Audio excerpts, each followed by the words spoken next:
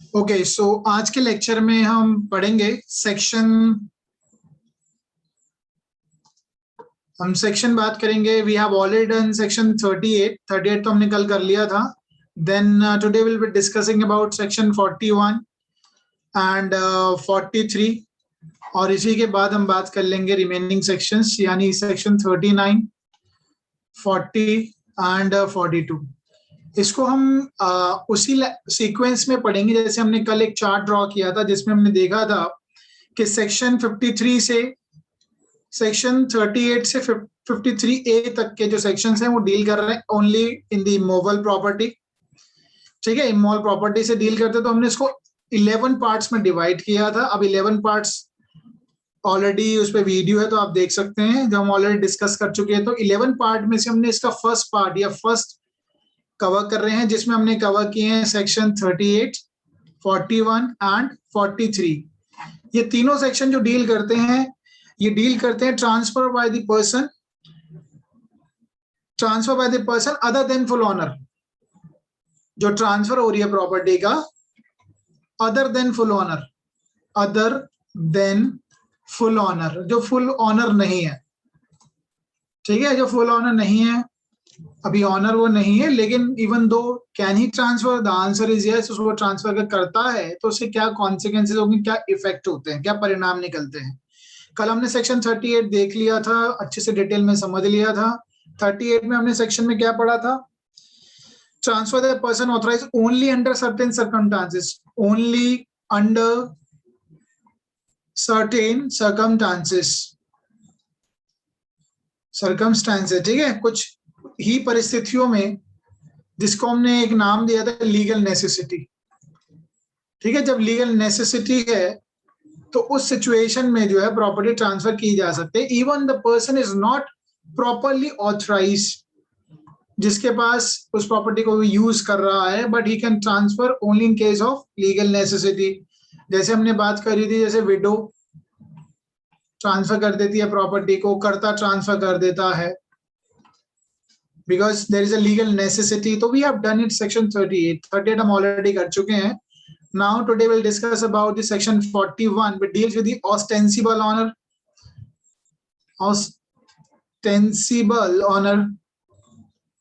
ठीक है, ostensible honor की बात करेंगे। and then 43 जो डील करता है, एक डॉक्ट्रिन है feeding grant by estoppel, feeding the grant by estoppel. ठीक है, वो भी बहुत इंपॉर्टेंट है, ये बहुत इंपॉर्टेंट होगा। इक्विटी पे बेस्ड है, दोनों ही इक्विटी पे बेस्ड है। और एक चीज इसकी खासियत क्या है, सेक्शन 41 भी 43 दोनों में एस्टॉपल अप्लाई होता है। अब वो किस सेंस में अप्लाई होता है, आई लेट यू नो। तो ऑस्टेंसिबल ऑनर, जो ऑनर है नहीं, अपने आप को एज ए ऑनर दिखाता है, मतलब ऑनर है नहीं, और जो ऑनर है वो अलाउ करता है कि हाँ ये कहीं ना कहीं ऑनर के तरीके से ट्रीट किया जा रहा है, और वो अगर प्रॉपर्टी को सेल करता है या मॉर्गेज करता है, whatever is doing, then in that case that person is known as ostensible honour.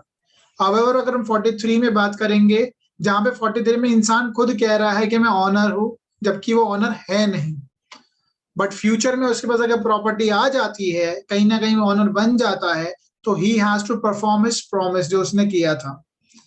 ठीक है, इसलिए इसको हम बोलते हैं फीडिंग। फीडिंग मतलब अपने कहे हुए प्रॉमिस को फुलफिल करना, grant by estoppel. Estoppel section कहां पे हमने पढ़ा था? Section 115 evidence act.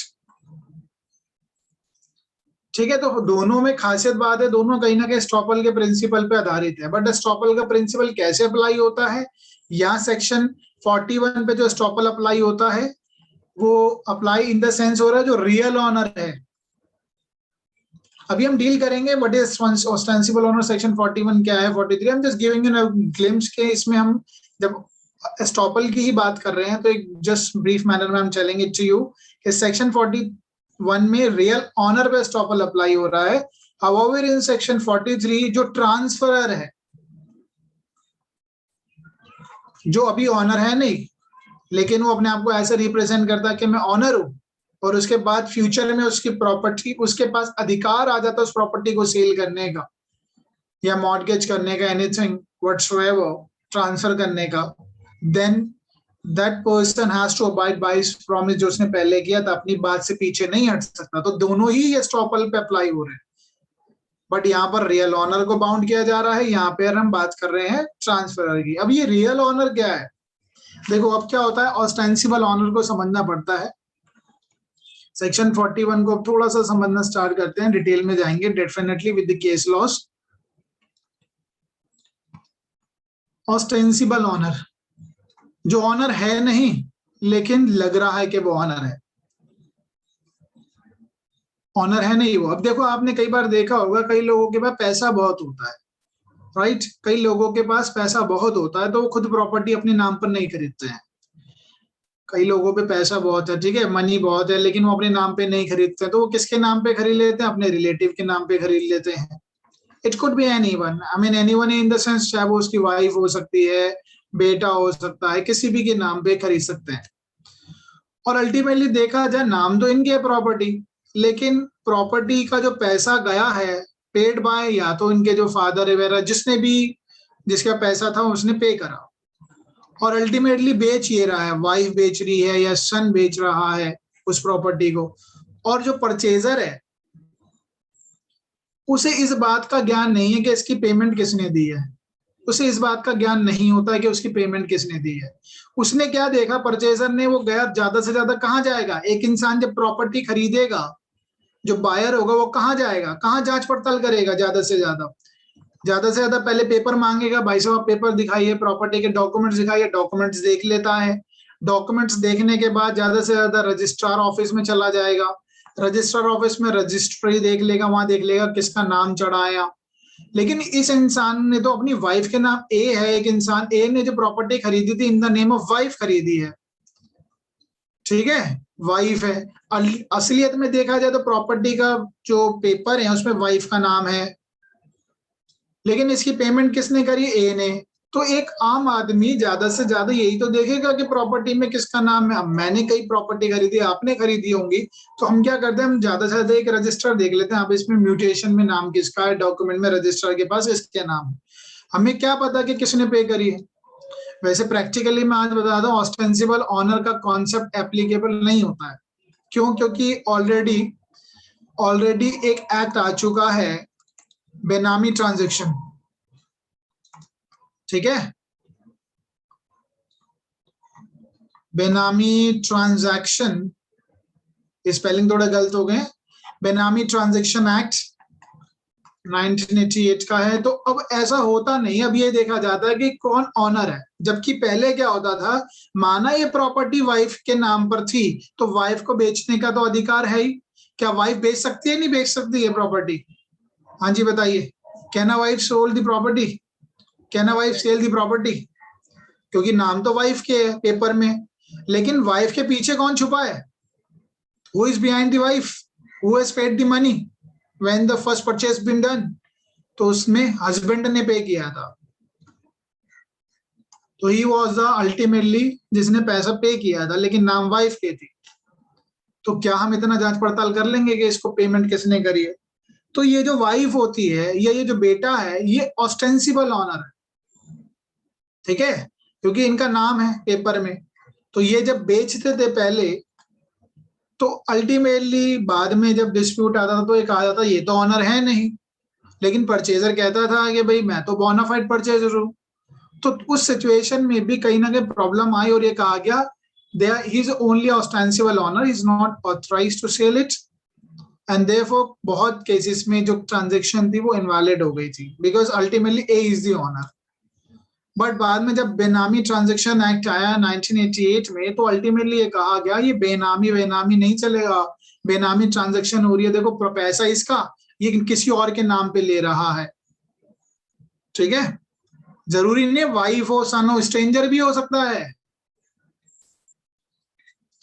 भाई बड़े बड़े लोग क्या करते हैं, जिनको अपना पैसा बचाना है, छुपाना है, वो एक स्ट्रेंजर को बोल देते हैं। आपने देखे होंगे ना, कई केसेस होते हैं, अपने ड्राइवर तक के नाम पे प्रॉपर्टी खरीदते हैं लोग। अब ड्राइवर बेचता है तो पैसा मालिक के पास जाता है, और वो इसलिए लेते हैं ताकि वो सारी अपनी प्रॉपर्टी को छुपा सके। बड़े बड़े जो एमपीज होते हैं उनकी प्रॉपर्टी देखते हैं, डिस्क्लोजिंग की जब बात आती है, रहे तो करोड़ों के मकान में रहे, जब प्रॉपर्टी को डिस्क्लोज करने की बात आती है कितनी संपत्ति है तो लाखों में निकालते हैं। तो ये बेनामी ट्रांजेक्शन कर रखी होती है। तो अल्टीमेटली बाद में यही कॉन्सेप्ट निकल के आया कि बेनामी ट्रांजेक्शन एक्ट 1888 के जरिए अब जो होगा, जिसके नाम पे पेपर है, जिसका नाम रजिस्टर्ड है, who would be the real owner, वही रियल ओनर हो जाएगा। इससे क्या फायदा होगा?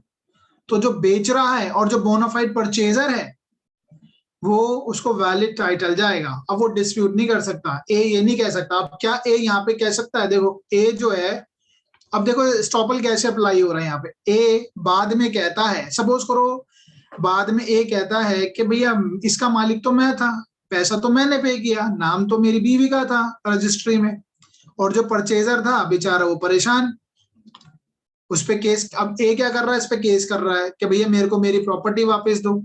तो ए जो है, क्या इस पे स्टॉपल अप्लाई होगा? यस। तो ए पे भी स्टॉपल अप्लाई हो रहा है। अब ये ए कौन है? ये रियल ऑनर है। वाइफ कौन है? ऑस्टेंसिबल ऑनर है।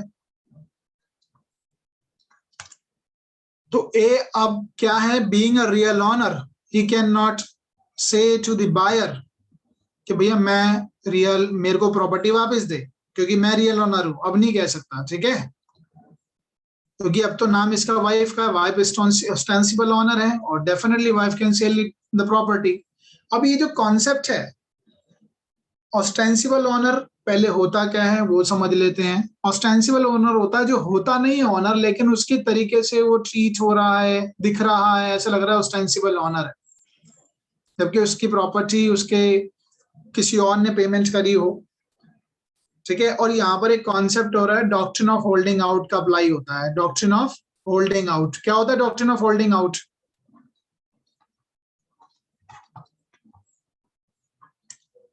हाँ जी, what is doctrine of holding out?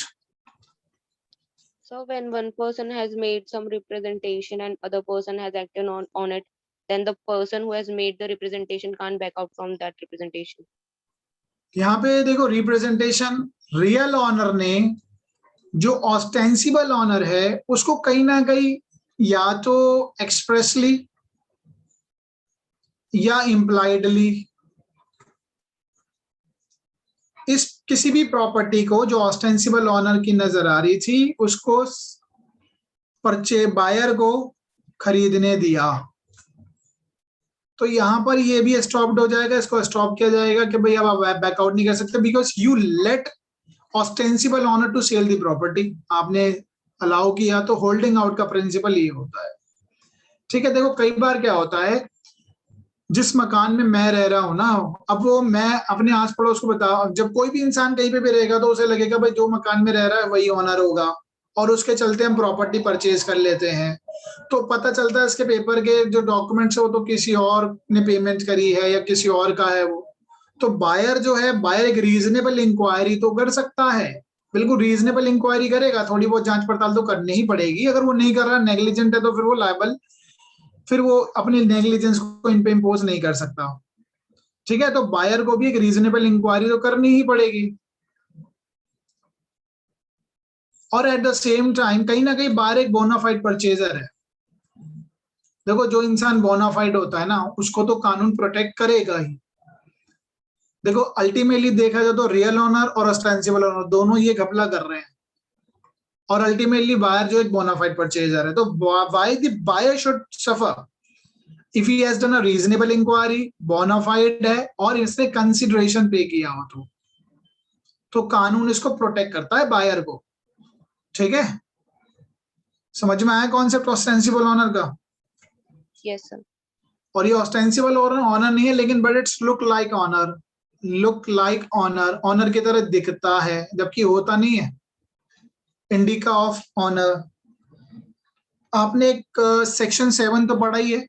Section 7 में क्या लिखा है? What is section 7? Competency of हाँ जी, transfer हाँ, and हु कैन ट्रांसफर, कौन ट्रांसफर कर सकता है, ठीक है। जनरली वो इंसान ट्रांसफर करता है प्रॉपर्टी को जो उसका ऑनर हो। या ऑथराइज एजेंट हो, ऑथराइज एजेंट हो, या पावर ऑफ अटॉर्नी जिसको दे रखो, यही लोग कर सकते हैं ट्रांसफर, हो कोई नहीं कर सकता। और जो इंसान ऑनर है उसके पास टाइटल भी होना चाहिए, उसके पास टाइटल भी होना चाहिए, बिल्कुल। अब एक टाइटल को लेकर हमारे पास ऑलरेडी हम एक मैगजीन पढ़ चुके हैं, कौन सा मैगजीन है? Nemo that quad non-habit. हाँ जी, nemo dat quod non habet, nemo dat quod non habet. अब ये मैक्सिम क्या कहता है? No one can pass a better title he has himself, जो उसके पास है उससे वही तो टाइटल देगा वो जो उसके पास खुद है। अगर वो ऑनर है तो ऑनरशिप का टाइटल दे सकेगा, किसी और की प्रॉपर्टी का टाइटल तो नहीं दे सकता अगर वो ऑनर ही नहीं है, ठीक है। No one can transfer better title that what he has, transfer better title what he has, जो उसके पास है वही तो देगा। But section 41 and 43 are exception of it, ये ऑनर नहीं होते, but however they are somehow, property को अगर ये ट्रांसफर कर देते हैं तो जो बोनाफाइड परचेजर है, बोनाफाइड परचेजर है, वो क्या होगा? वो प्रोटेक्टेड होगा। देखो ये ऑस्टेंसिबल ऑनर है, इसके पास टाइटल नहीं तब भी ट्रांसफर कर रहा है। ऐसे ही 43 में भी हम बात करेंगे, वो ऑनर नहीं होता, फ्यूचर में उसको प्रॉपर्टी मिलेगा तो उसको कंपेल किया जा सकता है। तो कहीं ना कहीं ये एक्सेप्शन है। 41 and 43 is exception of which maxim? ये जो मैक्सिम लिखा है ना मैंने, nemo dat quod non habet, इसका एक्सेप्शन है, और सेक्शन 7 का भी एक्सेप्शन है। तो आपसे क्वेश्चन पूछा जा सकता है ये, हाँ जी पूछा जा सकता है question. Okay sir.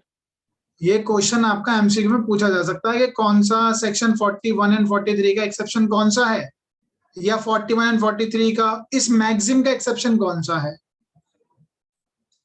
I guess logic भी समझ में आ गया होगा आपको। अब ये जो ऑस्टेंसिबल ऑनर का जो कॉन्सेप्ट है ये केस पे आधारित है, एक केस है उसी पे बेस्ड है। अब वो केस हम पढ़ते हैं, कौन सा केस है? तो can tell me. Jaidayal Poddar versus Bibi Hazara. वो तो बहुत बाद का केस है, ये केस करना आप।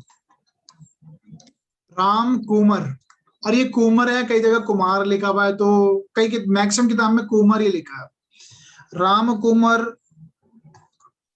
अब स्पेलिंग भी कई कई जगह गलत है, कई जगह कुंडू लिखा है, वैसे कुंडू के स्पेलिंग ये होने चाहिए, ठीक है।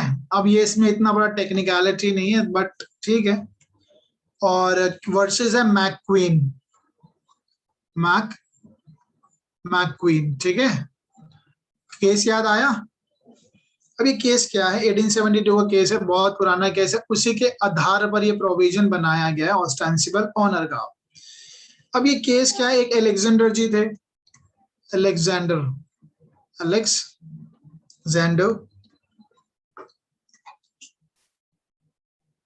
एलेक्जेंडर है, इनकी वाइफ थी। अब एलेक्जेंडर ने एक प्रॉपर्टी जो खरीदी in the name of his wife खरीदी है, और वाइफ जो है उसी घर में वो रहती है। अब जो जिस घर में रहता है तो लगता है ना यही मालिक होगा, हाँ जी ऐसे ही तो लगता है ना, दिखाई देता है, इसी को तो हम ऑस्टेंसिबल ऑनर समझने लग जाते हैं कि ये मालिक होगा। अब वाइफ जो है, वाइफ का नाम था बन्नो देवी। बन्नो देवी इस घर में रहती है, और एलेक्जेंडर की डेथ के बाद, एलेक्जेंडर की जब डेथ हो जाती है, इसके बाद ये जो वाइफ जो है बन्नो देवी, ये प्रॉपर्टी सेल कर देती है, यानी सोल्ड आउट कर देती है अल्टीमेटली टू, नाम है रामधीर कुंडू, रामधीर कुंडू को। अब ये रामधीर कुंडू जी कौन है? Ramdhir Kundu is the father of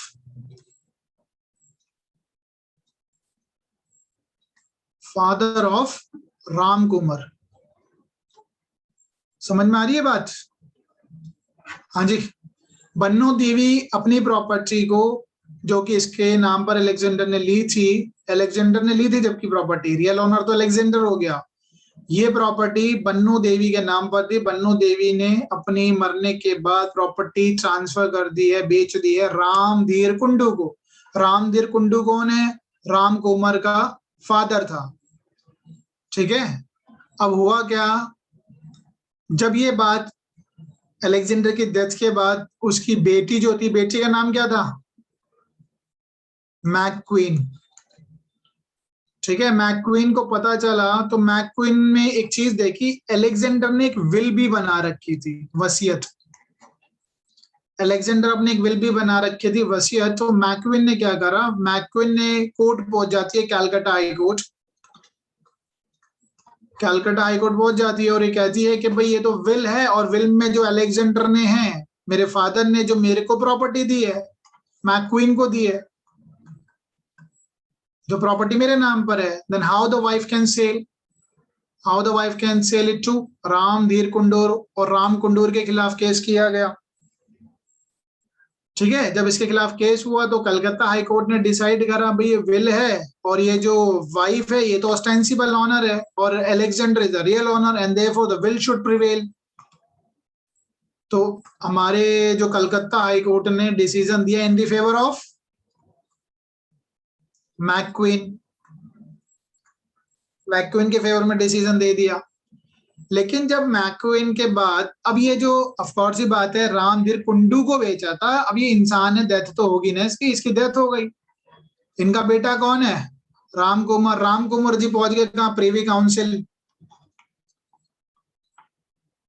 Ram Kumar ji privy council पहुंच गए, चैलेंज किया इस डिसीजन को। प्रिवी काउंसिल जाती थी ना, सुप्रीम कोर्ट नहीं था, इंग्लैंड जाती थी। तो राम कुमार पहुंचा वहां पर प्रिवी काउंसिल और उसने कहा कि जो ये है बन्नो देवी से इसने लिया, Banno Devi is entitled to sell the property, Banno Devi can dispose of the property, Banno Devi dispose of कर सकती है प्रॉपर्टी को एज शी लाइक, जैसे उसको ठीक लगे, और उसने किया। तो प्रिवी काउंसिल ने जो डिसीजन दिया, अब बताइए किसके फेवर में दिया होगा?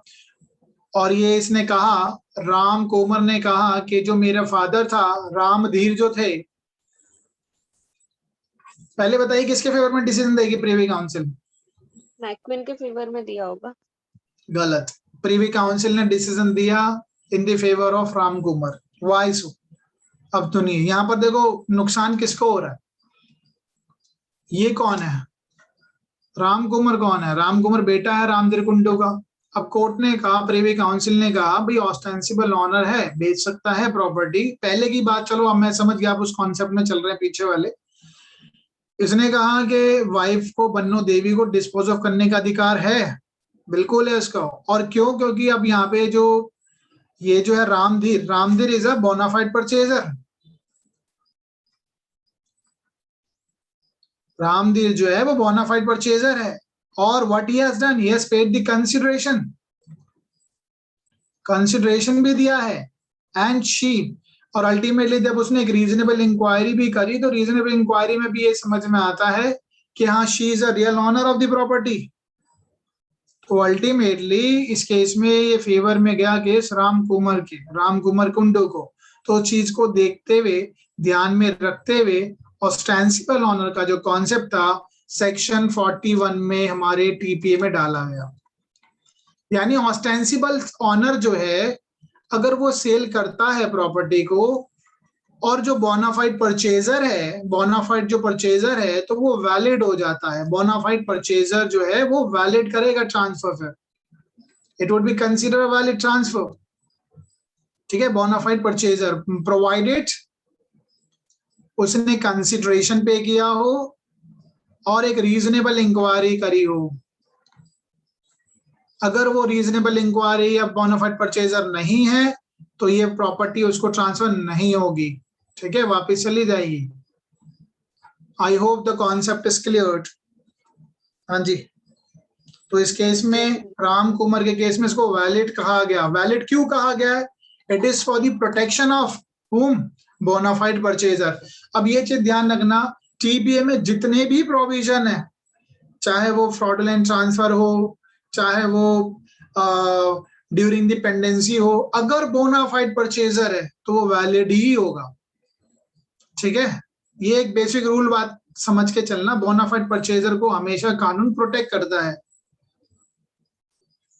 ठीक है। बोनाफाइड परचेजर, बोनाफाइड परचेजर बहुत इंपॉर्टेंट कॉन्सेप्ट रहता है। और एक नोटिस, और नोटिस क्या है, अगर आप, मुझे पता है कि इस पे प्रॉपर टाइटल नहीं है उस इंसान का, तब भी मैं खरीद रहा हूं, अभी हम 43 में टाइटल की भी बात करेंगे, जब उसे पता है कि भाई ये तो प्रॉपर्टी में, जैसे अभी हमने पढ़ा इसमें चार्ज क्रिएटेड है, या हम पढ़ेंगे सेक्शन 100 में चार्ज क्रिएटेड है, या इस प्रॉपर्टी से मेंटेनेंस जाता है किसी को, even though I am purchasing the property, तो why the law will protect you. जब आपको पता है ये कुआं है, इसमें खाई है, इसमें कूदूंगा तो मुझे नुकसान नहीं होगा, तब भी आप कूद रहे हैं, then why the law will protect you? The law is not going to protect you. But if you are a bona fide purchaser, you have done a reasonable inquiry which could be expected from a reasonable man, जो एक आम इंसान से उम्मीद की जा सकती है कि वो इतनी इंक्वायरी तो करेगा ही। ज्यादा से ज्यादा रजिस्ट्री में जाकर हम अपना म्यूटेशन देख लेंगे, ठीक है, खसरा नंबर वगैरह निकलवाने के बाद सारी चीज जो खतौनी वगैरह वो चेक कर लेंगे। इससे ज्यादा इंसान क्या करेगा, उसे क्या पता उस वक्त किसने पेमेंट करी हो।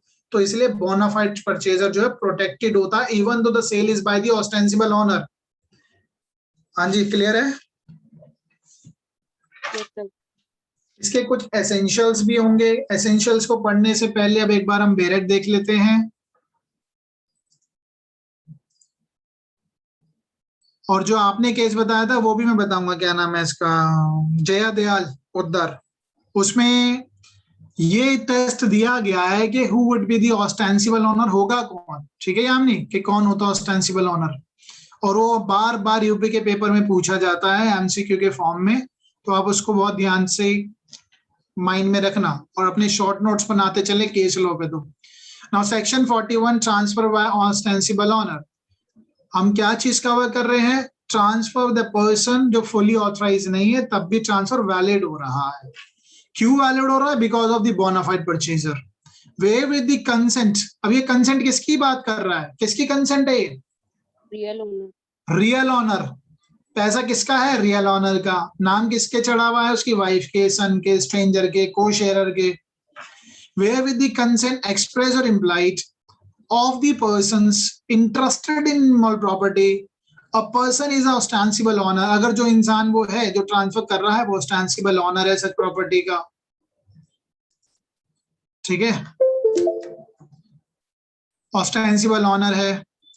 Those, I mean the person who is transferring the property of such property and transfer the same for consideration।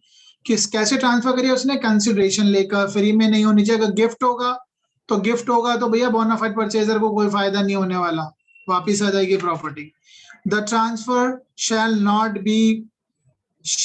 B लिखा है, ठीक है, शैल वर्ड भी यूज किया, देखो, shall not be voidable on the ground that the transfer was not authorised to make it.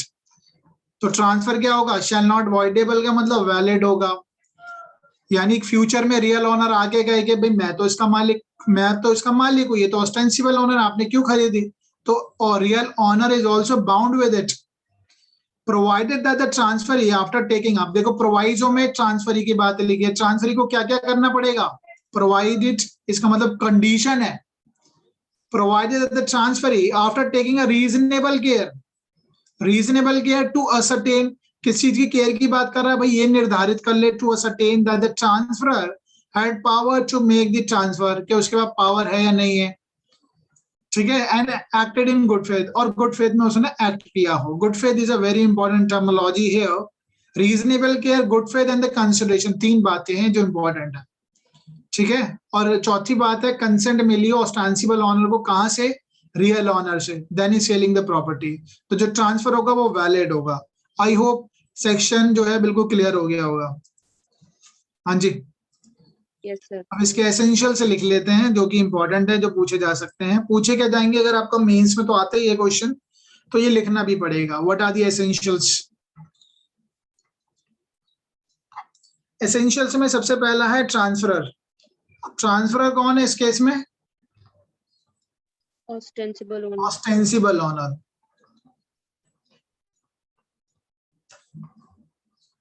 Ostensible owner जो owner है नहीं, दिखाता है, indica of honour.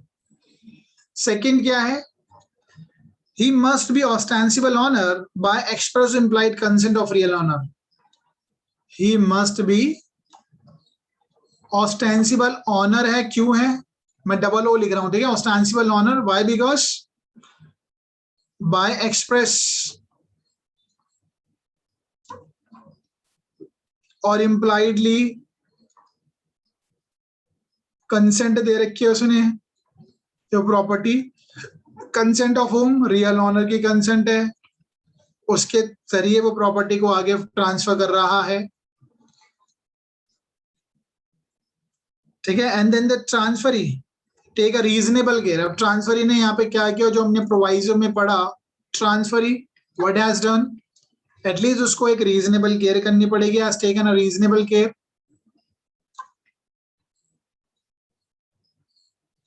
Reasonable care, reasonable care of what, ascertaining, ये निर्धारित करने के लिए कि that person has a power to transfer, ठीक है, उसके पास पावर है ट्रांसफर करने के लिए, power to transfer, that means authorise to transfer,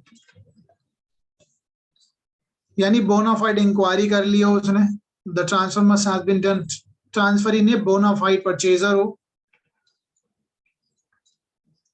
इस बात की इंक्वायरी की हो, the transfer had the authority or the power to transfer the property and acted in good faith. Bonafide को good faith ही बोलते हैं, ठीक है, he acted in a good faith. तो ये सारे terms and condition अगर fulfill होगी, then it would be a transfer is valid. If anything is missed, अगर इनमें से कुछ भी मिस हो रहा है तो that will not be a valid transfer, ठीक है, अगर कुछ भी मिस हो रहा है तो valid transfer नहीं होगा।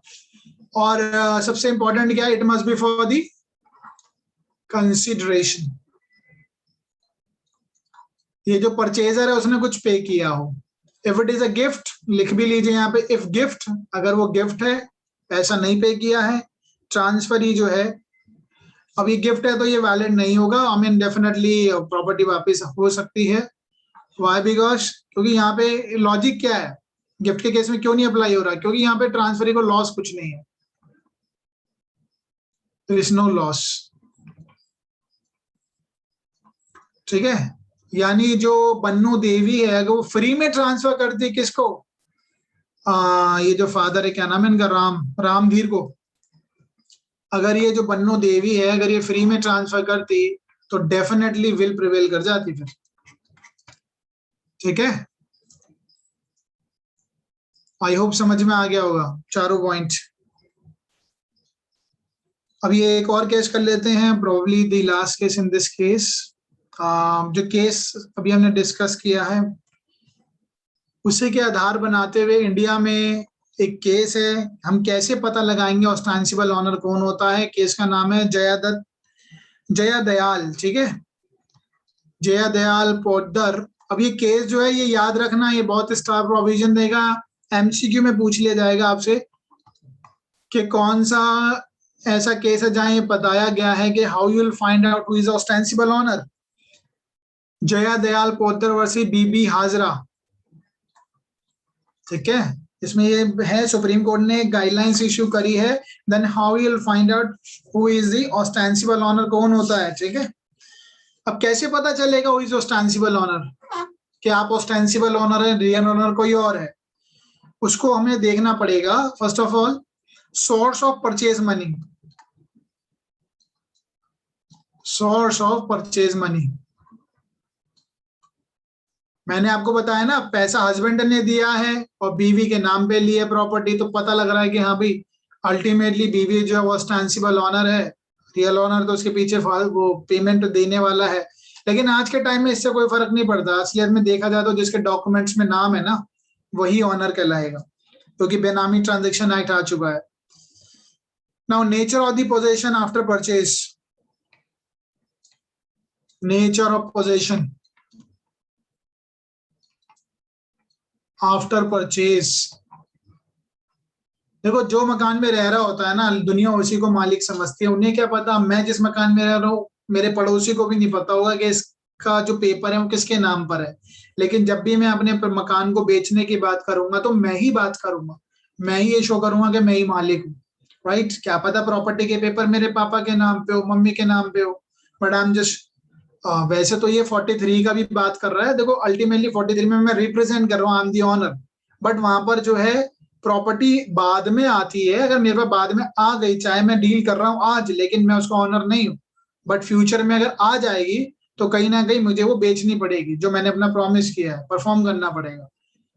तो बट एक ऑस्टेंसिबल ऑनर की बात यहाँ मैं इसलिए आपको बता रहा हूँ, इस पॉइंट पे नेचर ऑफ पोजेशन, जनरली जिस घर में हम रह रहे होते हैं तो कहीं ना कहीं ऐसा लगता है कि वो ही ऑनर होगा। तो ये भी देखना पड़ेगा कि किस कौन पोजीशन में रह रहा है। और ये थर्ड पॉइंट बहुत इंपॉर्टेंट है, जिससे हमें पता लगेगा कि ऑस्टेंसिबल ऑनर है या नहीं है। मोटिव फॉर गिविंग बेनामी कलर, मोटिव फॉर गिविंग बेनामी कलर, बेनामी ट्रांजैक्शन किया जा रहा है, ये पता लग जाता है टू दी ट्रांजैक्शन। लोग अपने ड्राइवर, स्वीपर, पता नहीं किस किस के नाम पे प्रॉपर्टी लेते हैं, क्योंकि कई बार क्या होता है, कई लोगों पे ऐसी इनकम आती है, इलीगल इनकम आती है, तो वो कैसे शो करें? अब तो शो तो कर नहीं सकते, शो करेंगे। अब आपने देखा होगा एक बाबू जो है उसके पास 20 करोड़ की संपत्ति निकली थी। Babu in the sense lower divisional clerk या यूडीसी की बात कर रहा हूँ, उनके पास 20-20 करोड़ की संपत्ति निकलती है। तो अब वो जिंदगी भर गया, उसके 7 पुश्ते भी कमाएंगी बाबू रहते हुए, तब भी 20 करोड़ नहीं जोड़ सकते वो। लेकिन वो कैसे करे? उसने गलत काम करे, तो गलत काम के पैसे को छुपाने के लिए वो क्या करेगा? बेनामी ट्रांजैक्शन करेगा, किसी और के नाम पे प्रॉपर्टी लेगा।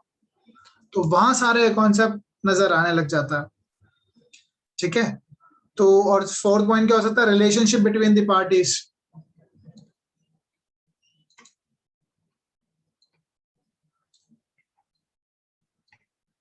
क्या रिलेशन रहा है पार्टीज के बीच में, उससे पता लगता है।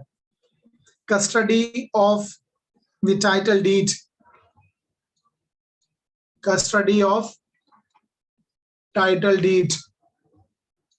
अब प्रॉपर्टी के पेपर, ऑब्वियस सी बात है, जिसने पैसा पे किया होगा अपने पास रखेगा टाइटल डीड को। अब ऑनर के पास है ही नहीं, ऑस्टेंसिबल ऑनर ही नजर नजर आ रहा है, रियल पेपर तो, डॉक्यूमेंट तो जो रियल ऑनर उसके पास है। ये सारी चीजों को ध्यान में रखना पड़ता है for determining whether you are ostensible owner और real. Conduct of the party,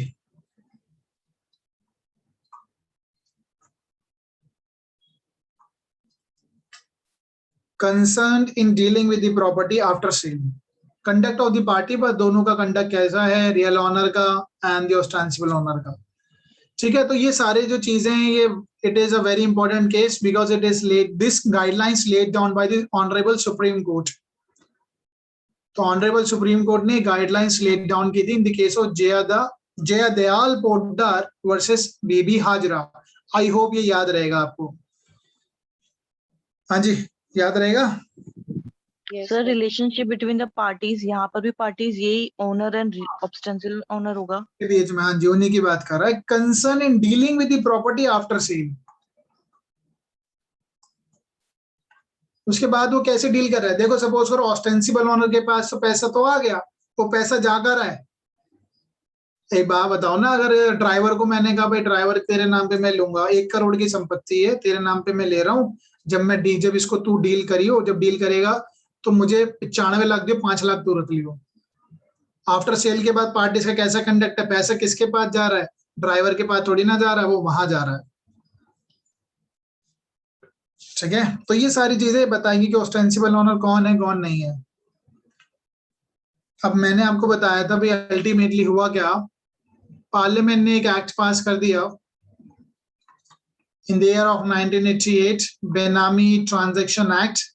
अब उसके बाद से भाई जो प्रॉपर्टी का जो मालिक है, जिसका नाम पे रजिस्ट्री हुई है, वही मालिक है। जिस जो पेपर है जिसके नाम पर है वही मालिक है, उससे कोई फर्क नहीं पड़ रहा कौन पेमेंट कर रहा है। अब देखो लोग, इससे क्या फायदा होगा? अब एक बात बताओ, इससे देखो बेनामी ट्रांजैक्शन एक्ट को आने से क्या फायदा होगा? क्या जो मालिक था, क्या वो ड्राइवर के नाम पे प्रॉपर्टी करवाएगा? इसके नाम पे परचेज करके क्या वो आगे की ट्रांजैक्शन कर पाएगा? नहीं करेगा। क्या पता ड्राइवर इसको वापस पैसा ना दे, कभी भाग जाए ड्राइवर के, मैं तो नहीं दूंगा। तो अब इससे क्या होगा? ऑनर कभी बेनामी ट्रांजैक्शन करेगा ही नहीं।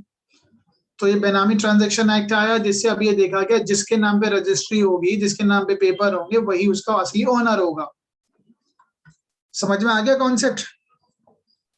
Yes, sir. और अभी रिसेंटली बेनामी ट्रांजैक्शन एक्ट, वैसे यूपी के पेपर में आया था ये क्वेश्चन, बेनामी ट्रांजैक्शन एक्ट में अमेंडमेंट भी हुआ था। वो क्वेश्चन था कि इसका एनफोर्समेंट डेट कौन सी थी।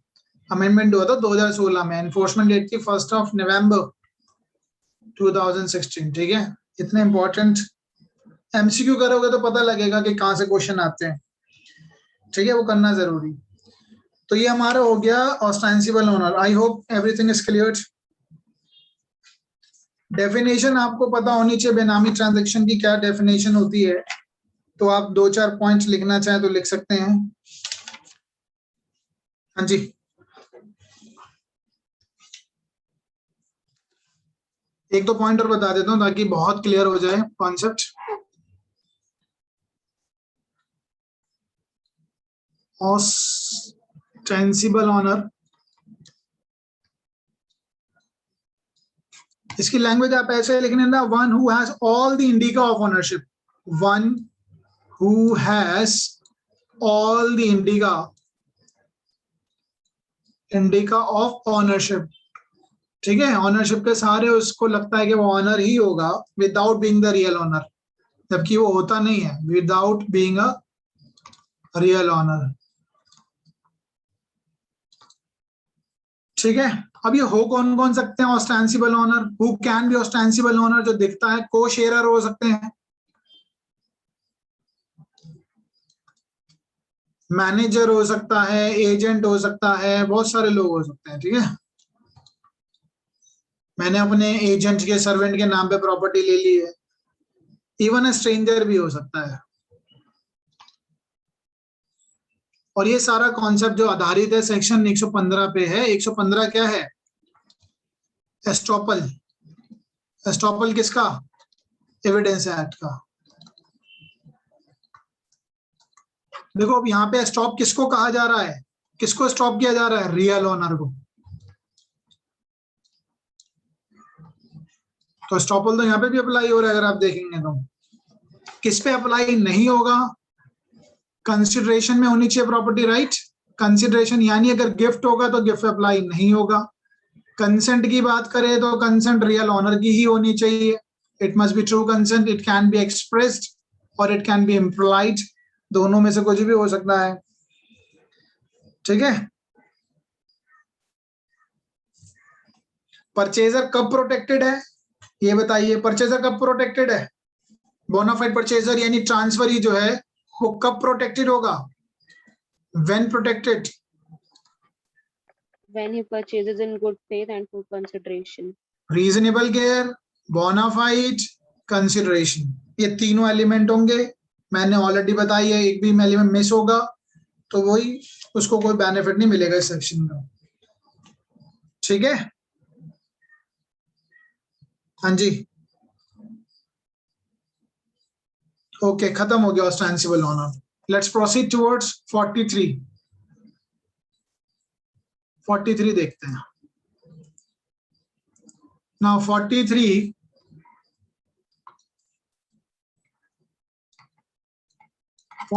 जो कि एक बहुत इंपॉर्टेंट सेक्शन है। यहां से तो मेन से क्वेश्चन बनते ही हैं 41 and 43। 43 transfer by unauthorised person. Transfer by unauthorised person,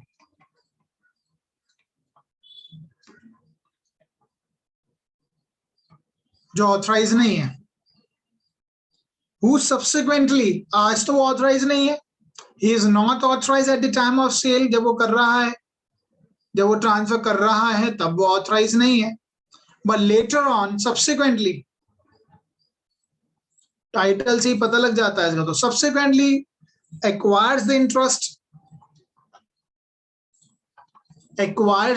in the property, उसको इंटरेस्ट मिल गया प्रॉपर्टी में।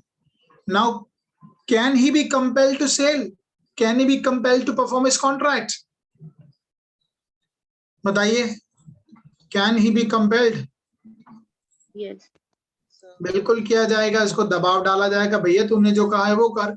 सबसे पहले इस चीज को समझने के लिए हम सबसे पहले क्या करते हैं कि एग्जाम्पल की तरफ चले जाते हैं, इलस्ट्रेशन को देख लेते हैं, इसी की जो इलस्ट्रेशन लिखी है। एक ए है, इसके पास ये कॉन्ट्रैक्ट करता है बी को प्रॉपर्टी सेल करने का, अपनी इसके पास 3 property X Y Z, is having the 3 properties. अब ये जब प्रॉपर्टी सेल करता है बी को, तो ये तीनों की बात करता है, एक्स वाई जेड तीनों प्रॉपर्टी मैं तुम्हें दे रहा हूं। सपोज करो ये प्रॉपर्टी 10-10 लाख रुपए की है, तो तीनों प्रॉपर्टी 30 लाख की दे रहा है। और बाद में पता चलता है जो ए का जो फादर है, ए का जो फादर है उसके हिस्से की प्रॉपर्टी है जेड, उसके हिस्से की प्रॉपर्टी थी जेड।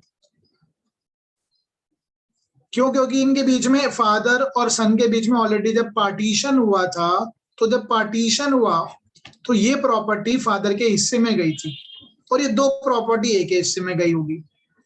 जब ए ट्रांजैक्शन कर रहा है, ट्रांसफर ऑफ द प्रॉपर्टी कर रहा है बी को, तो ए सेल्स वो तीनों प्रॉपर्टी बेचता है। अभी ट्रांजैक्शन सबसिस्ट कर रही है, एक ध्यान रखना, सबसिस्ट कर रही है, खत्म नहीं हुई है, सीजेस नहीं हुई है, तो सबसिस्ट कर रहा है, अभी कॉन्ट्रैक्ट परफॉर्म हो सकता है या नहीं। तो तीनों प्रॉपर्टी बेची, जब देखा गया बाद में कि जेड प्रॉपर्टी तो आज भी फादर की है, जेड प्रॉपर्टी तो आज भी फादर के नाम पर है, लेकिन इसको बी को ट्रांसफर की गई है। इसी दौरान मान के चल लीजिए कि इस फादर की डेथ हो गई, फादर की डेथ हो गई। जब फादर की डेथ हो गई तो ये प्रॉपर्टी आने किसको है? ये फादर की प्रॉपर्टी बीइंग अ ली, देखो पॉसिबिलिटी अभी भी समझ लेना, फादर जो है, क्या पता इस प्रॉपर्टी के, क्या पता इस फादर इस प्रॉपर्टी का जेड प्रॉपर्टी के नाम के, in relation with Z property he might made a will, क्या पता वसीयत बना दी हो। अगर वसीयत बना दी है तो भैया वसीयत चलेगी या इसको ट्रांजैक्शन चलेगा? तो वसीयत चलेगी, right. But in case later on अगर उसके फादर की डेथ हो गई है और ये प्रॉपर्टी उसने वसीयत नहीं बनाई थी, ये प्रॉपर्टी किसको आ गई है? अल्टीमेटली जेड प्रॉपर्टी भी अब ए के पास ही आ गई है, बीइंग अ लीगल एयर। ये लीगल एयर है इसका, तो इसलिए प्रॉपर्टी किसको आ गई? ए को ही आ गई।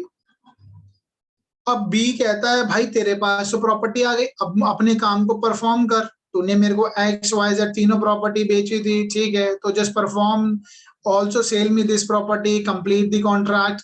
Now can be compel A to sell the Z also? Can be compel A? हाँ जी, क्या कंपेल किया जा सकता है ए को कि भाई Z प्रॉपर्टी भी बेच, ट्रांसफर कर प्रॉपरली? हाँ जी बताइए जल्दी से, come on quickly. Yes, sir. Under this section. यही सेक्शन 43 कहता है, इसलिए इसको कहा है फीडिंग। फीडिंग वैसे मतलब क्या होता है? किसी को खिलाना। आपने फीडिंग द ग्रांट, आपने जो ग्रांट करी है ना, और आपने जो कहा, अब आपके पास जो चीज आ चुकी है परफॉर्म कीजिए। Feeding the grant by estoppel, it is based on the principle of equity. ये भी इक्विटी पे है भाई, जब तेरे पास नहीं था देगा ठीक है, लेकिन तूने कॉन्ट्रैक्ट किया। देखो ये कॉन्सेप्ट इस चीज पे भी आधारित है, जब हम कई बार क्या होते हैं, सपोज करो कोई बूढ़े माँ बाप है, प्रॉपर्टी के तो वैसे वो ऑनर होते हैं, कई बार हमें उनके बिहाफ पे चीजें करनी पड़ती है तो हम करते हैं, और बाद में हमारे पास वो चीज आई गई है, या किसी भी तरीके से प्रॉपर्टी मेरे पास आ जाती है, तो I have to perform my act, मुझे अपने एक्ट को परफॉर्म करना पड़ेगा जो मेरा प्रॉमिस था। That is called transfer by unauthorised person subsequently acquire the interest in the property, acquire the interest in the property, then he will be compelled to perform his contract, अपने contract को perform करे, और इसलिए B के पास जो transfer होगा अब Z का, वो वैलिड हो जाएगा, ठीक है। बट एक चीज और यहाँ समझ लेते हैं, अब सपोज करो, पहले एक बार बैरेक्ट पढ़ लेते हैं ताकि और चीजें, चलो मैं अभी आपको होल्ड करके बताता हूँ। इसमें बैरेक्ट में एक छोटा सा पैरा और है, वो भी मैं आपको बताऊंगा इसका मतलब क्या है। देखो पहले हमने पढ़ा ट्रांसफर बाय अनऑथराइज पर्सन। अभी जो बेटा था जेड प्रॉपर्टी को नहीं बेच सकता था, ही वॉज अनऑथराइज, बट हाँ he was authorise for to selling A and B, oh sorry X और वाई प्रॉपर्टी को तो बेच सकता था ना बेटा। ही वॉज ऑथराइज क्योंकि वो उसके हिस्से की property, can dispose of it any manner, जिस तरीके से वो चाहे, but he can not dispose of the property Z which was of his father. तो transfer by unauthorised person who subsequently acquires, बाद में उसको मिल गई क्योंकि उसके फादर की डेथ हो गई, तो property as a legal heir के तरीके से आई गई। Interest in the property transferred where a person, अब इसमें कुछ चीजें ध्यान देने वाली बात है जो बहुत इंपॉर्टेंट है, चाहे वो फ्रॉडुलेंटली करता हो चाहे एरोनियसली करता हो, जब अपने आप को दिखा रहा है कि मैं ऑनर हूं, चाहे फ्रॉडुलेंटली हो चाहे एरोनियसली, इट्स इररिलेवेंट, इससे कोई फर्क नहीं पड़ता है। Represent that he is authorise to transfer, अपने आप को दिखा रहा है कि मैं ऑथराइज हूं ट्रांसफर करने के लिए certain immovable property and professes to transfer such property for consideration, again the consideration is very important here, transfer करता है प्रॉपर्टी कंसिडरेशन में, such transfer shall at the option of the transferee operate on any interest, जैसे ही transferee को transfer होता है कोई भी इंटरेस्ट विद ट्रांसफर में एक्वायर, लेकिन उसके बाद अगर ट्रांसफर कुछ इंटरेस्ट एक्वायर कर लेता है उस प्रॉपर्टी पे जो उसका ऑथराइज नहीं था, in such property at any time, हम यहाँ पे एनी टाइम, लेकिन during what, during with the contract of the transfer subsist, contract खत्म नहीं होना चाहिए, कॉन्ट्रैक्ट सबसिस्ट कर रहा हो तभी ये पॉसिबल है। कॉन्ट्रैक्ट खत्म हो गया तब उसके पास प्रॉपर्टी आई है, तो you cannot, I mean the transferee cannot compel A to sell the property, ठीक है, during the subsistence of contract होना चाहिए। अब ये इलस्ट्रेशन मैंने जो आपको पढ़ाई थी देख लीजिए, ए हिंदू हुआ है सेपरेट, अपने फादर से अलग हो गया है बी से, और सेल करता है सी को 3 property X Y Z, representing that A is authorised to transfer the same of these fields Z does not belong to A, A पे वो belong नहीं करती है, having been retained by B on the partition में उसके father के पास ही थी Z property, but on B's dying A as a heir obtains, legal heir के नाते उसको property Z भी मिल गई, C not having rescinded the contract, देखो यहाँ लिखा अभी है C ने अभी तक contract खारिज नहीं किया है, अगर C ने contract ही खत्म कर दिया then he cannot approach the court for enforcement of fulfilling his promise, ये अपने कॉन्ट्रैक्ट को पूरा करे तब नहीं जा पाएगा सी कोर्ट में। Now may require A to deliver Z to him, may require A to deliver Z to him, अब ये कह सकता है C during the subsistence of the contract, A can, I mean C can approach the court for the enforcement of his promise to deliver the property to C, C को deliver करे property A. Is that clear? अब यहाँ पे एक ये बात लिखिए, nothing in this section shall empire the right of transferee in good faith for consideration without notice of existence of said option, इसका मतलब क्या है? हाँ जी, इसका मतलब क्या है बताएंगे जरा?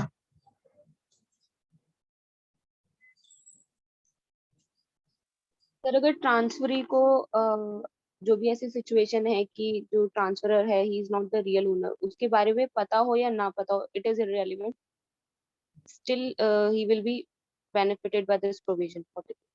ओके चलो एक बात बता दी, देखो थोड़ा सा चेंज करूंगा मैं इसमें, nothing in this section shall impair the right of transferee in good faith. Of course ये बात है जो पहला ट्रांसफरी है वो भी गुड फेथ में करे, ठीक है, उसे अगर ये पता है कि भैया ये ऑनर ही नहीं है, तो अगर वो गुड फेथ में नहीं कर रहा है तो ऑफ कोर्स ही बात है, तो वो तो उसे वैलिड ट्रांसफर फिर वो कंपेल नहीं कर सकता है को for consistent without notice of the existence of set option. अब ये ट्रांसफरी के बाद अगर वो आगे भी ट्रांसफर कर रहा है तो थर्ड पर्सन को, क्या थर्ड पर्सन के पास वैलिड ट्रांसफर होगा नहीं होगा? यस। ठीक है, मैं इसको इलस्ट्रेशन से समझाता हूँ तभी आपके पास समझ में आएगा। अब सब्सिक्वेंट ट्रांसफर ही भी तो हो सकता है, एक से प्रॉपर्टी, जैसे हमने बात करी थी, इलस्ट्रेशन थी, ए ने प्रॉपर्टी किसको दी, बी को बेचता है, इसका फादर बीच में था, उसके पास जेड प्रॉपर्टी थी, ये तीनों बेच देता है, XYZ तीनों प्रॉपर्टी बेचता है। लेकिन ये प्रॉपर्टी के लिए तो ऑथराइज है, इसी प्रॉपर्टी के लिए तो ऑथराइज नहीं था ना, अनऑथराइज था। लेकिन इसको मरने के बाद, फादर के मरने के बाद जेड प्रॉपर्टी का भी ये मालिक बन गया, तो ऑफ कोर्स ये बात है ट्रांसफर ही कंपेल कर सकता है भाई इस प्रॉपर्टी को बेच, प्रोवाइडेड कॉन्ट्रैक्ट सबसिस्ट करना चाहिए, सबसिस्ट। अब क्या करते हैं, इसी दौरान अगर ए इस दौरान सपोज कीजिए ए ने अगर प्रॉपर्टी, ये जेड प्रॉपर्टी जो है जेड, ये किसी और इंसान को बेच दिए, थर्ड पर्सन को, और थर्ड पर्सन जो बोनाफाइड परचेजर है, और जब इसने प्रॉपर्टी बेची तो उस दौरान ए जो है ऑलरेडी मालिक जेड का बन चुका था, बिकॉज इसके फादर की डेथ हो गई थी,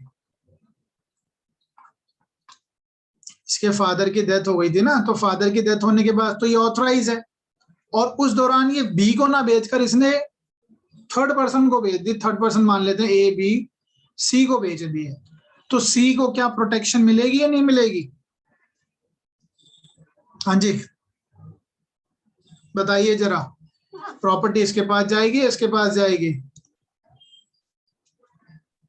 sir if C has purchased in good faith, और उसे इस सिचुएशन के बारे में नहीं पता था तो। हाँ जी बिल्कुल, ये बोनाफाइड परचेजर होना चाहिए, और he must not have a notice, no notice, उसे पता नहीं होना चाहिए कि ए के पास क्या ऑप्शन था, ठीक है? तो ये इस बारे में है, ये जो पैरा लिखा ना, छोटा बच्चे थोड़ा सा इसके एंगल से पढ़ते हैं इसको, बल्कि इसके एंगल से पढ़ना चाहिए इसको। अगर ए ने ट्रांसफर कर दी है प्रॉपर्टी सी को, तो ये बोनाफाइड परचेजर है, बिकॉज इसे थोड़ी ना पता था कि भाई ऐसा कुछ है। लेकिन ये कब ट्रांसफर कर रहा है ए सी को? जब ये ऑलरेडी जेड का मालिक अब बन चुका है, क्योंकि उसके फादर की डेथ हो गई है। Now he can transfer the property to anybody, but लेकिन जब ये इसने बी को ट्रांसफर करी, he was not the owner, ठीक है? अब सब्सिक्वेंटली आया ना इसके पास तो राइट, अब सब्सिक्वेंटली आया, अब इसमें बी के पास क्या रेमेडी होगी? बी क्या करेगा? बी क्या क्या कर सकता है यहाँ पर बताइए जरा जल्दी से, what B can do? Sir compensation. हाँ जी, और बताइए बी क्या कर सकता है? ट्रांसफर के पास क्या क्या ऑप्शन थे? देखो जब इसके पास ये प्रॉपर्टी, क्या पता उसने जब 3 प्रॉपर्टी बेची तो बी के पास कुछ ऑप्शन थे। बी जो है वो रेपुडिएट कर सकता था कॉन्ट्रैक्ट, रेपुडिएट खारिज कर सकता था, जेड को मैं नहीं ले रहा हूं, और कैंसिल द ट्रांजैक्शन और recover the purchase money. Repudiate कर देगा, कैंसिल करेगा ट्रांजैक्शन को, और ask for what? Recover the purchase money, पैसा ले सकता है वापस अगर पे कर रखा है कुछ, रिकवर द मनी, पैसा वापस ले लेगा। और इसी के दौरान जैसे ये सब चीजें हो जाएंगी तो relation between A and B क्या हो जाएगा? वो सीज हो जाएगा, खत्म हो जाएगा। सीज का मतलब कॉन्ट्रैक्ट क्या हो गया? रेस्किंड हो गया। नाउ रेस्किंड हो गया तो can A sell the property to C? Z property की बात कर रहा हूं मैं, अब तो बेच सकता है ए सी को, बिल्कुल बेच सकता है, ठीक है?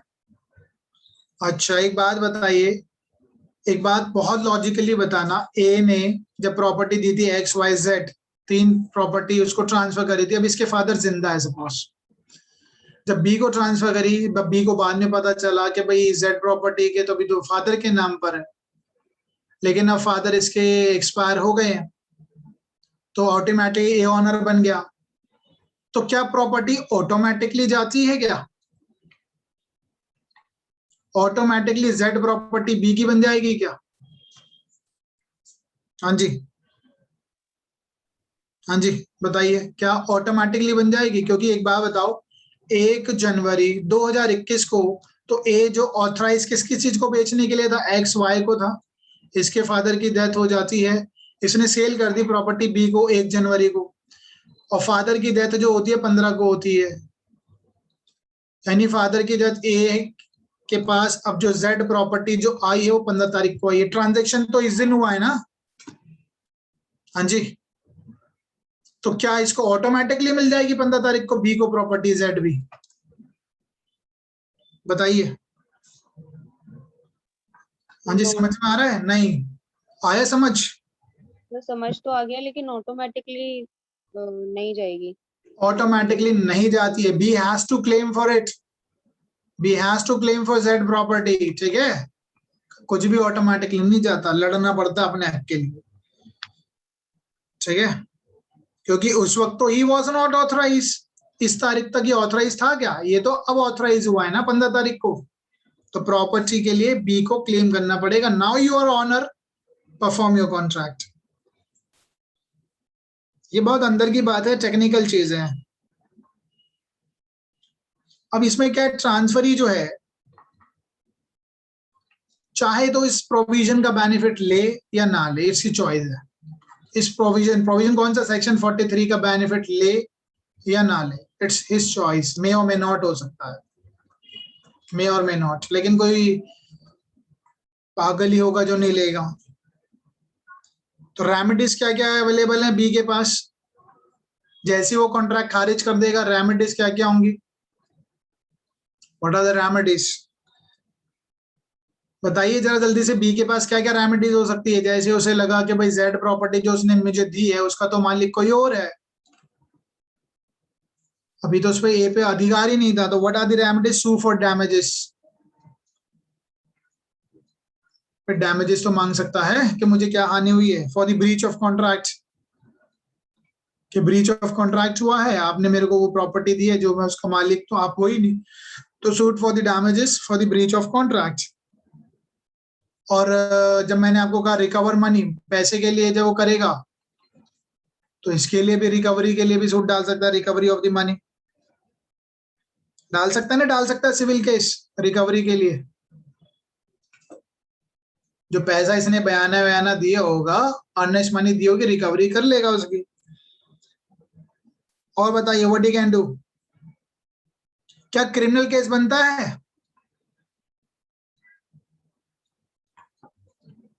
Yes, if he does it fraudulently. Fraudulently, ठीक है, तो क्रिमिनल केस भी बनता है। तो ये सारी है, इस पे रेमेडीज अवेलेबल है बी पे। बट बी जो है, be in the sense transferee पे सारी रेमेडीज अवेलेबल है। सेक्शन 43 जो है ना, दैट इज अपने आप में एडिशनल प्रोविजन है, इट्स नॉट एग्जॉस्टिव, एडिशनल है, नॉट एग्जॉस्टिव। ये वैसे सेक्शन 43 जो बना है किसके बेनिफिट के लिए बना है? यहाँ पे अल्टीमेटली किसको बेनिफिट मिल रहा है?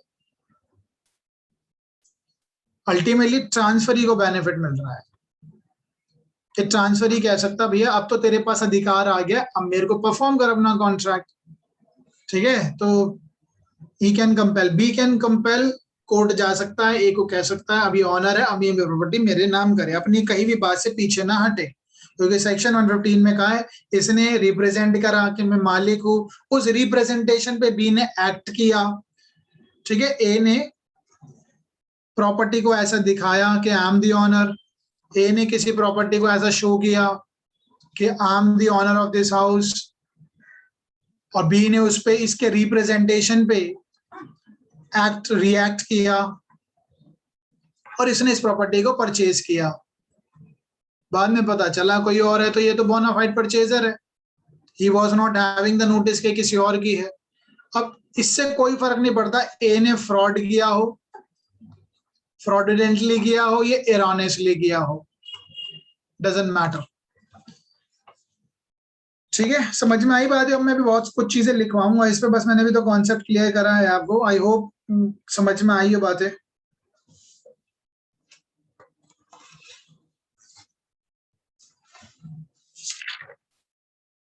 अब एक केस है जो कि इंपॉर्टेंट है।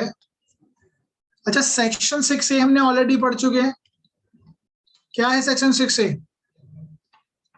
Mere chance of succession spes can't be transmitted. Spes successionis जो होता है, it is a hope of succession, can it be transfer? No. It can not be transfer, क्योंकि ये तो वायलेट कर रहा है ना, तो शुरू से ही वॉइड है, तो ये हो ही नहीं सकता, तो पॉसिबल नहीं है। अरे कोई इंसान ऐसा होगा क्या, पागल होगा कि भैया मेरे मरने के बाद मेरी प्रॉपर्टी मेरे बेटे को जानी है, वो लीगल एयर है, बट क्या पता मैं वसीयत बना के मरूं, मैं ना दूं अपने बेटे को, और बेटा कॉन्ट्रैक्ट करके बैठा है कि भाई मेरे फादर जब मर जाएंगे तो मैं प्रॉपर्टी तुम्हें दूंगा। It is impossible, it's a void, public policy के भी खिलाफ है ये तो। ऐसे 66 में डायरेक्टली लिखा हुआ है। There is a difference between section 43, बहुत बड़ा डिफरेंस है 43 और 6A में। यहाँ है होप ऑफ सक्सेशन, बल्कि यहाँ पर जो कॉन्ट्रैक्ट कर रहा है कि उसको वो प्रॉपर्टी मिल जाएगी, तो यहाँ पे तो वो वैलिड है, लेकिन यहाँ पे कब वैलिड है? जब उसको मिल रहा है, एक्वायर कर रहा है, इसलिए वैलिड है। यहाँ ये कॉन्ट्रैक्ट पहले ही कर रहा है, तो दोनों में कितना फर्क है? यहाँ कंपेल किया जा रहा है, बट दोनों में डिफरेंस है। लेकिन एक केस था, केस का नाम है, कई बार कोर्ट ऐसे डिसीजन देती है जो इस कॉन्सेप्ट को भी खारिज कर देता है। क्या स्पेस सक्सेशनिस्ट का अगर मैं कॉन्ट्रैक्ट कर लिया है और सेक्शन 43 में उस इंसान के पास वो प्रॉपर्टी आ जाती है, ठीक है, उस दौरान उसके फादर एक्सपायर हो गए, प्रॉपर्टी आ गई, तो can it be transferred? Yes, हाँ जी, की जा सकती है। वैसे तो ये वॉयलेट कर रहा है ना, वैसे तो ये वॉइड कर रहा है, लेकिन कहीं ना कहीं एक केस में सुप्रीम कोर्ट ने कहा है, जुमा मस्जिद, it's not a Jama, it's a जुमा, जुमा मस्जिद वर्सेस कोडी, मैं पूरा नाम लिखता हूँ थोड़ा सा। इसमें कोर्ट ने स्पेस सक्सेसनेस वाली बात को भी कहा वो वैलिड है, जबकि वॉइड होती है। जुमा मस्जिद वर्सेस कोडी, MANI, कोडी मनिंद्रा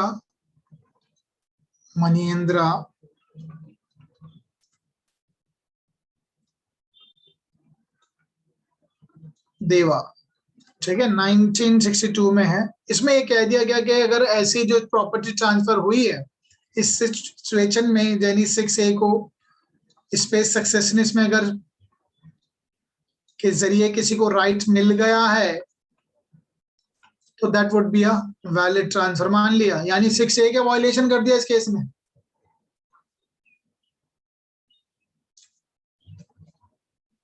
समझ में आई बात?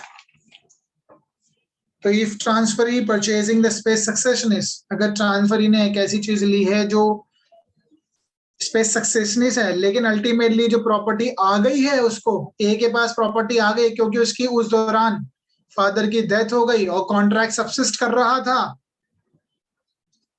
कॉन्ट्रैक्ट सबसिस्ट कर रहा था, और ए की प्रॉपर्टी जो है उसके फादर की डेथ पे से ए के पास आ गई, और उसने ऑलरेडी जो कॉन्ट्रैक्ट किया था बी के साथ, तो इसको कह दिया कोर्ट ने वैलिड है। वैसे अगर हम देखें ये सिचुएशन तो एक अलग फैक्ट एंड सर्कमस्टांसेस निकाल रही है ना, फैक्ट एंड सर्कमस्टांसेस पर डिपेंड है। बट क्या कोई इंसान आज के टाइम में कि उसके फादर मरेंगे तो मेरे नाम प्रॉपर्टी करके जाएंगे, मैं लीगल एयर हूं, तो कैन ही डू दैट? हाँ जी, कैन इट डज? क्या वो कर सकता है ऐसा कॉन्ट्रैक्ट? ऐसा कॉन्ट्रैक्ट वैलिड होगा? तो सेक्शन 6 का तो वायलेशन है, लेकिन फैक्ट एंड सर्कमस्टांसेस को देखते हुए इस केस में उसको वैलिड कहा गया, क्योंकि during the subsistence of the contract property आ गई और उसको वैलिड कर दिया गया। इन द केस ऑफ जुमा मस्जिद वर्सेस कोडी मनिंदर देवा। ओके, अब मैं आपको एक दो केस और करा, तो उसके बाद इसके सारे टेक्निकलिटीज जो होंगी वो हम कर लेंगे। और भी कुछ है इसमें technicalities, I will just right it down.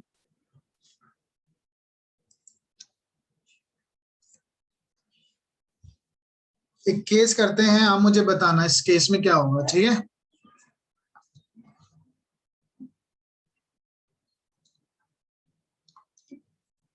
Jagannath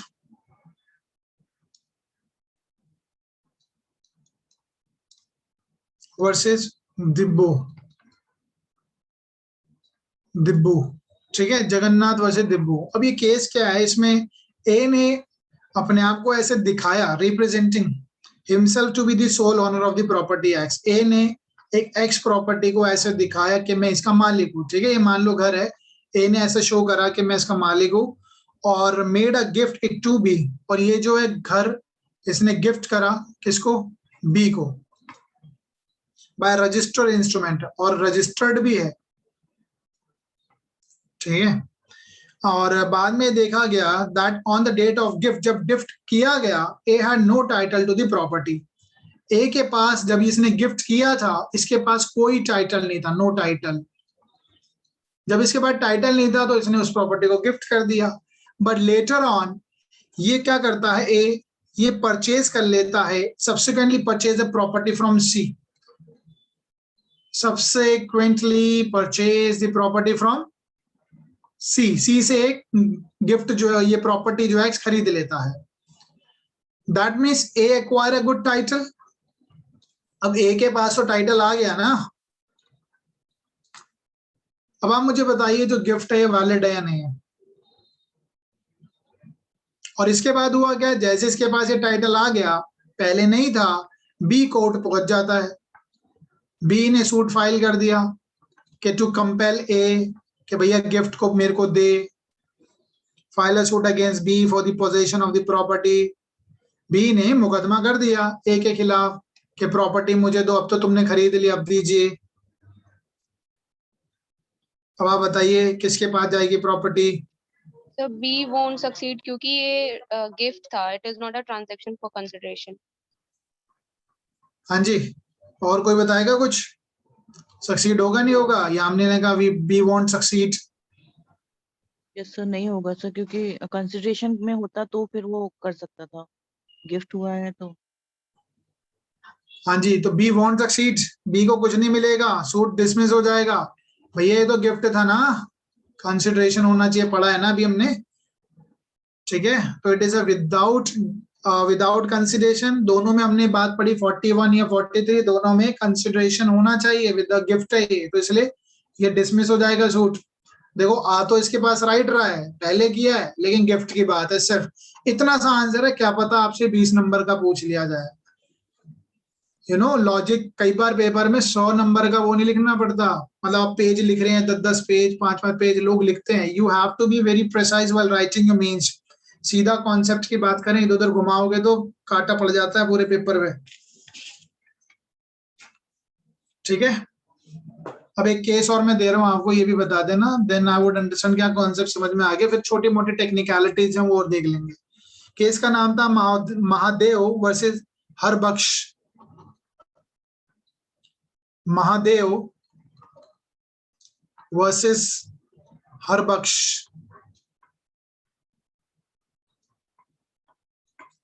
1928 का केस है। इसमें क्या हुआ, एक हिंदू वाइफ है, एक वाइफ है, हिंदू वाइफ है, इस वाइफ ने क्या करा, एक मॉर्गेज करती है प्रॉपर्टी को, मॉर्गेज की अपनी प्रॉपर्टी, मानो घर करा, प्रॉपर्टी को करा जो कि उसके हस्बैंड की प्रॉपर्टी थी, हस्बैंड की प्रॉपर्टी थी, उसको इसने वाइफ ने मॉर्गेज किया है किसी को। और कब किया है, इसका जो हस्बैंड था वो पिछले 5 साल से सुना नहीं गया, डिसअपियर्ड हो गया, खो गया, इसलिए इसने प्रॉपर्टी को क्या कर दिया, मॉर्गेज गिरवी रख दिया ताकि कुछ पैसा आता रहे। अब आप मुझे बताइए क्या मॉर्गेज वैलिड है, पहले तो आप ये बताइए।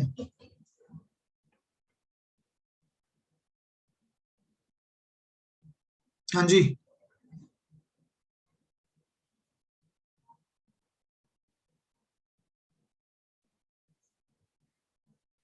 बताइए। नहीं है सर। अरे देखो ये तो डिसअपियर हो गया ना, अब डिसअपियर हो गया तो भैया ये मॉर्गेज तो कर सकती है, तो पहले बताइए मॉर्गेज वैलिड है।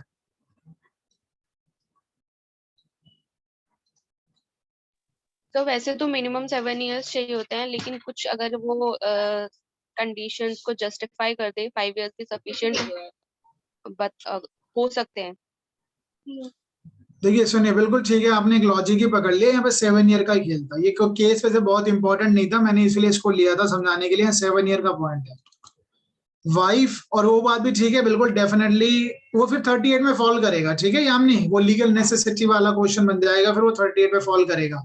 अगर इसकी लीगल नेसेसिटी है, उस प्रॉपर्टी का क्या फायदा जो हमें फायदा आज नहीं दे रही है। ऐसे तो वाइफ भी मर जाएगी, भूखी मर जाएगी, तो प्रॉपर्टी को कर दे लीज, कुछ भी कर दे, she can do it, legal necessity है। अब इस केस में क्या हुआ, वाइफ ने 5 साल हो गए, 5 साल बाद प्रॉपर्टी को मॉर्टगेज कर दिया है, और इस दौरान क्या हुआ, ये मॉर्टगेज पहले कोर्ट ने कहा it's a mortgage is invalid. Mortgage what is invalid थी, क्यों? क्योंकि भाई ये इसकी प्रॉपर्टी को तभी तो इसके पास ओनरशिप आएगी जब 7 साल बीत जाएंगे, 7 साल के बाद ये property as a legal heir आएगी इसके पास, ठीक है। हस्बैंड की प्रॉपर्टी के में जब ये 7 साल हो जाएंगे, जब ये इसको मिल जाएगा, कंफर्म कर देगी कोर्ट के यहाँ 7 साल हो गए, it's been unheard, and then only she will get the property as a being a legal heir, then only she would be having a right to dispose of the property in any manner whatsoever. तभी तो dispose of कर सकती है, चाहे वो mortgage करे, lease करे, cell करे, एक्सचेंज करे, then only she can do it. But इस केस में इसने 5 साल में ही कर दिया, तो वैसे तो मॉर्टगेज इनवैलिड है, बट जब इसने केस फाइल करा मॉर्टगेजी ने कि मॉर्टगेज वैलिड किया जाए, मुझे प्रॉपर्टी दी जाए, ठीक है, तो कोर्ट ने कहा, इसी दौरान क्या हुआ, 7 साल बीत गए, 7 ईयर इलेप्स्ड हो गए। अब आप बताइए क्या वैलिड होगा इसको, यानी अब एक्वायर मिल गया ना इसको 5 साल, जब इसने एक्ट किया तो 5 साल थे, लेकिन 7 साल हो गए और अभी तक हस्बैंड आया नहीं, अब तो प्रॉपर्टी वाइफ के पास आनी है, तो क्या अब मॉर्टगेज वैलिड होगी? हाँ जी बताइए जल्दी से, क्या मॉर्टगेज इस सिचुएशन में 7 साल बाद वैलिड है या नहीं है, बस इतना ही बताना है आपको, बोलिए। सर नहीं होगा क्योंकि मॉर्टगेज उसने 5 ईयर में ही कर दी थी ना, तो 7 ईयर वाला कॉन्सेप्ट तो कंप्लीट ही नहीं हुआ। मॉर्टगेज तब वैलिड, तब invalid, but later on she acquired the title, बाद में तो मिल गया इसको टाइटल, जब टाइटल मिल गया तो that can be a valid mortgage. Now अब क्या है, जो मॉर्टगेजर है कैन कंपेल कि परफॉर्म प्रॉपर मॉर्टगेज करे, बिल्कुल वैलिड है मॉर्टगेज, अब वैलिड हुई है, पहले वैलिड नहीं थी, ठीक है। चलो लिखते हैं अब इस पे थोड़ा बहुत, ऑलमोस्ट सारे एंगल्स को कवर कर लिया है, अब बस लिखने का, इसमें 2-4 चीजें और देख लेंगे, कंप्लीट हो जाएगा। ओके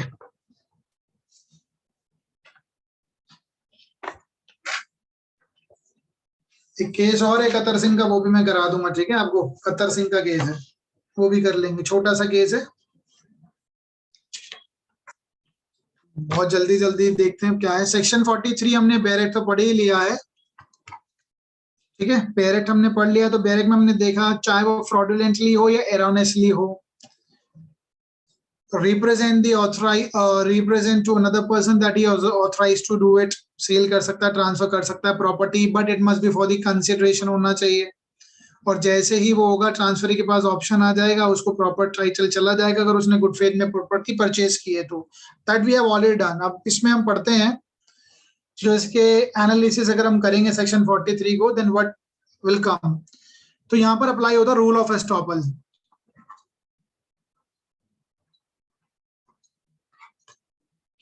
ठीक है, रूल ऑफ एस्टॉपल अप्लाई हो रहा है।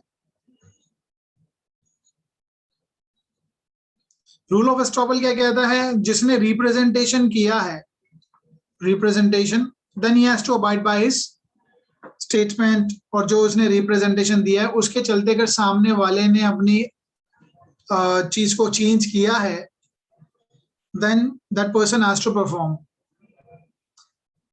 shall not be heard to allege the contrary against the person who acts on that representation। तो किसी इंसान ने इस रिप्रेजेंटेशन के चलते अब कुछ एक्ट किया है, अपनी परिस्थिति को चेंज किया, यानी इसके रिप्रेजेंटेशन पे इसने, जो परचेजर है, जो बायर है, उसने उसको इसके रिप्रेजेंटेशन पे, ए के रिप्रेजेंटेशन पे कुछ भी एक्ट कर दिया है, यानी उसने पेमेंट कर दी है, then ultimately A has to perform his promise, वो अपनी बात से पीछे नहीं हट सकता। सेक्शन 115 में हमने ये पढ़ा था।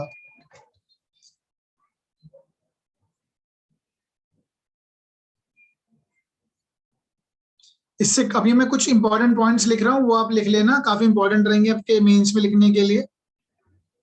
अब इससे कोई फर्क नहीं पड़ता कि जो ट्रांसफरर है वो चाहे फ्रॉडुलेंट काम कर रहा है या बोनाफाइड मैनर में। फ्रॉडुलेंटली या एरोनेसली, ठीक है, या एरोनेसली काम कर रहा है या बोनाफाइड भी करता है, उससे कोई फर्क नहीं पड़ता। सामने वाले को आपने कैसे रिप्रेजेंटेशन दिया है वो मैटर करता है बस। You have to perform it. सिर्फ क्या मटेरियल है यहाँ पे, what is material, what is important, ये तो इमटेरियल है ना। Then what is material, material क्या है कि ट्रांसफरी जो है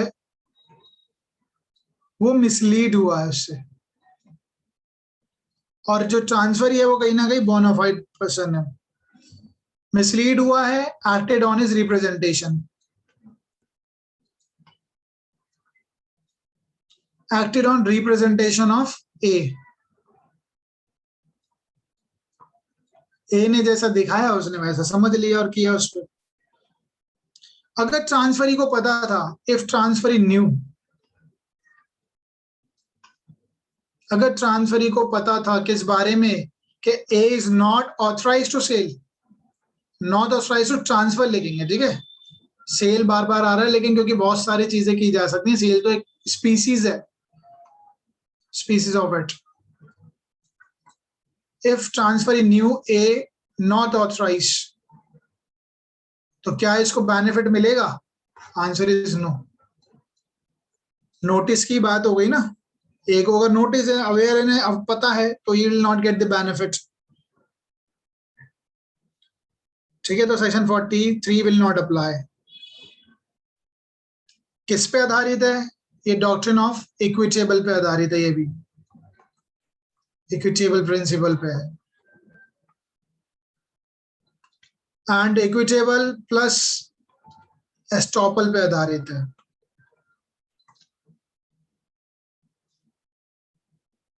अब एक बात आप मुझे बताइए, क्या ये जो एस्टॉपल का जो प्रिंसिपल है, can it be plea against minor? No sir.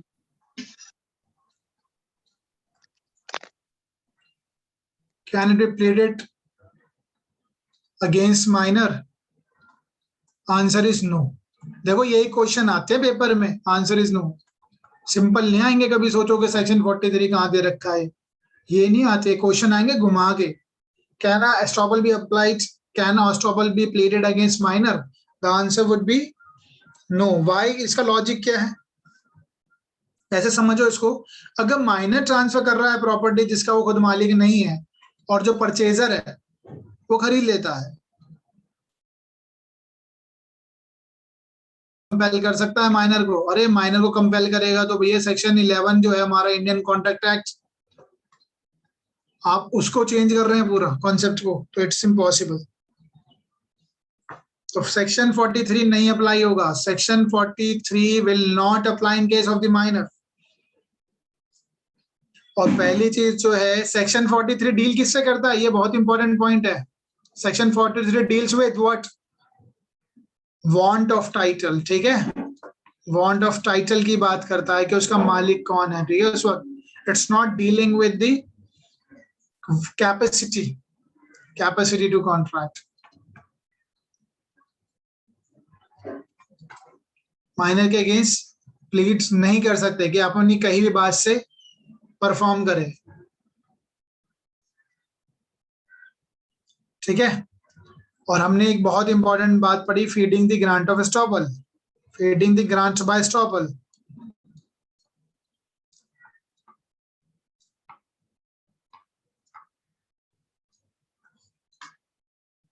ये किस पे डिपेंड है, मैंने भी आपको बताया, that is also depend upon, based on, not depend, equitable principle पे है, ठीक है। इक्विटेबल प्रिंसिपल पे आधारित है ये दोनों, और ये इंग्लिश डॉक्ट्रिन और इक्विटेबल से ये निकल के आया, feeding the grant of estoppel.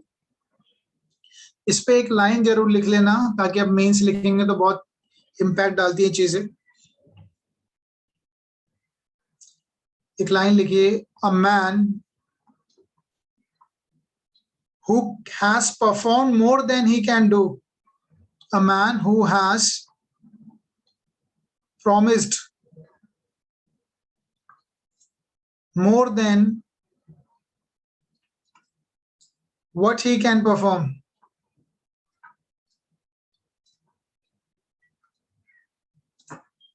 Must make good his promise. Must make good his promise. When he acquires the power of performance. When he acquires power of performance. लिख लेंगे, समझ में आ गया ये? बहुत इंपॉर्टेंट लाइन है. A man who has promised, जिसने promise किया है more than जो वो कर सकता था उससे ज्यादा प्रॉमिस किया है, उसको प्रॉमिस फुलफिल करना पड़ेगा अगर वो चीज उसके पास आ गई है, जब वो परफॉर्म कर सकता है तो. ठीक है, तो यानी ये जो डॉक्ट्रिन है, doctrine of feeding the grant by stopper, it is somehow compelling a man to perform when the performance become possible. तो यानी जब परफॉर्मेंस पॉसिबल हो गई है, परफॉर्मेंस जब पॉसिबल है, then you have to perform it. याद रहेंगी ये लाइनें, बहुत इंपॉर्टेंट है. पेपर में ऐसे ही लिखना पड़ेगा, कुछ कोटेशन लिखनी पड़ेगी, केस लॉज लिखने पड़ेंगे. Am I clear? हाँ जी बताइए, लिख लिया तो ये? Yes sir. ये लाइन जरूर लिखना, ठीक है? पेपर में इसी तरीके से लिखोगे तो अच्छा रहेगा. अब एसेंशियल्स देख लेते हैं, क्या क्या एसेंशियल है. वैसे आई एम श्योर अब आपको पता ही होगा क्या क्या एसेंशियल्स है. फर्स्ट ऑफ ऑल, चाहे वो फ्रॉडुलेंट हो या एरोनियस हो,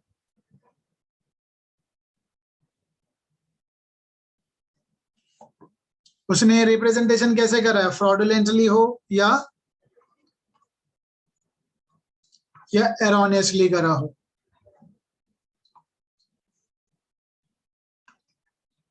ठीक है,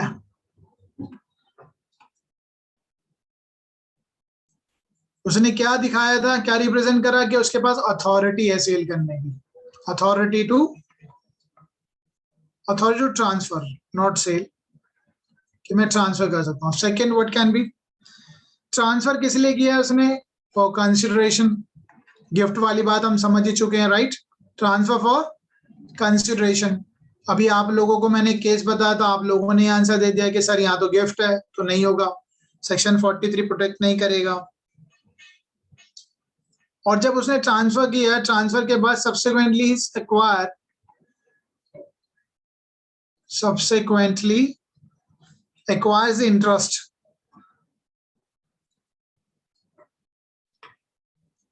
बाद में उसको उस प्रॉपर्टी में इंटरेस्ट मिल जाता है, which he had possessed to transfer, which he had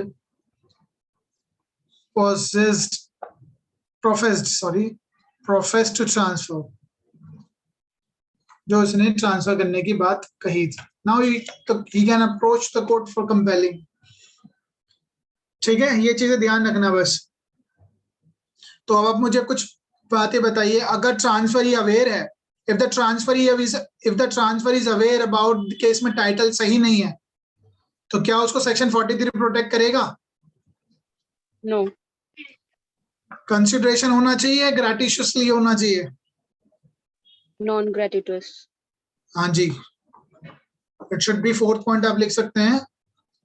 चलो ऊपर लिख तो दिया है वैसे, तो यहाँ पे आप ही लिख लीजिए, ये नॉन ग्रेटिशियस होना चाहिए, गिफ्ट पे अप्लाई नहीं होगा. ओके,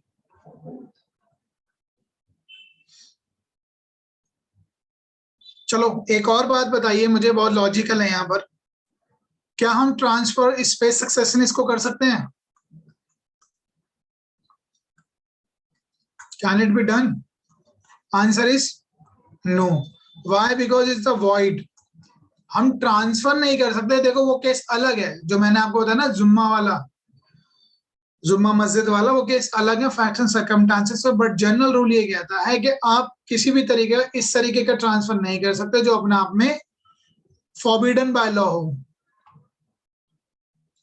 क्या ये कानून में मना है या नहीं है? यस। तो मना है तो आप इस तरीके की चीज नहीं कर सकते। अरे बिल्कुल बेसिक लॉ के अगेंस्ट थोड़ी ना जाएंगे। अगर ये कर सकते तो सेक्शन 43 और 6A को कॉन्ट्रडिक्टरी हो जाएंगे।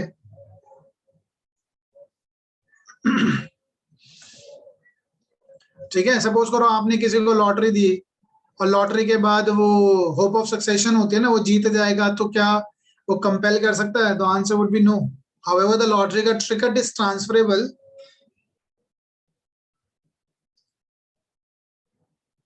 तो आपको ये होप ऑफ सक्सेशन से भी कंपैरिजन इसका समझ में आ गया होगा।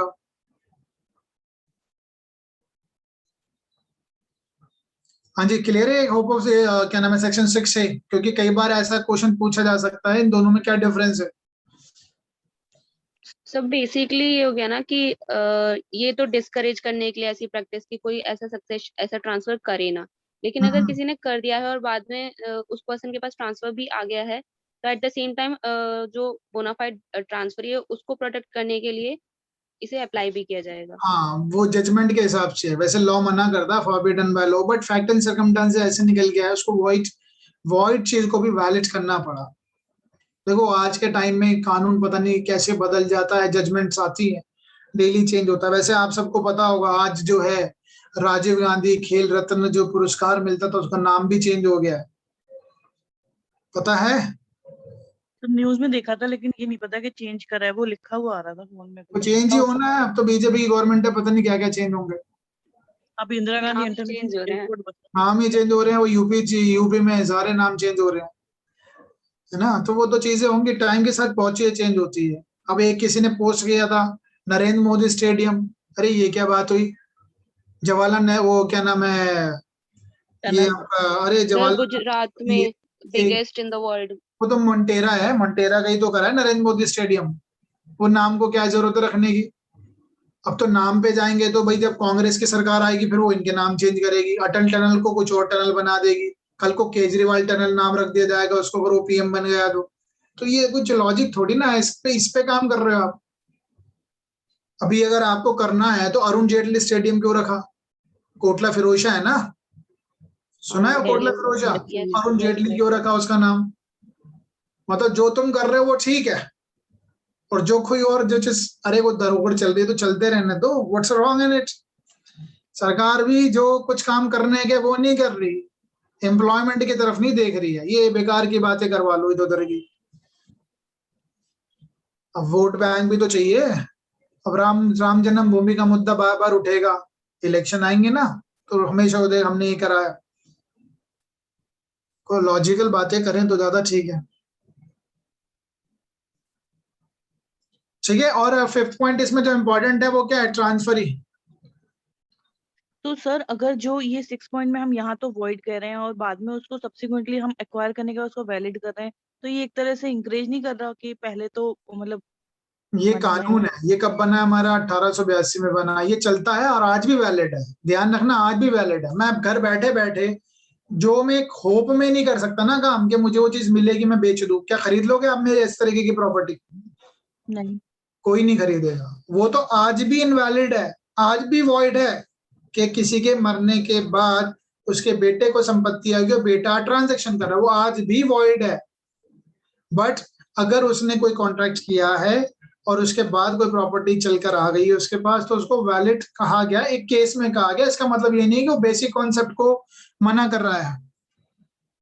ठीक है, कोई भी इंसान नहीं कर सकता ऐसे ट्रांसफर, लेकिन ऐसा हुआ है और उसी दौरान कॉन्ट्रैक्ट के सबसिस्ट करते करते वो चीज आ गई है, तो वो उसको वैलिड करा देंगे क्योंकि बोनाफाइड परचेजर है।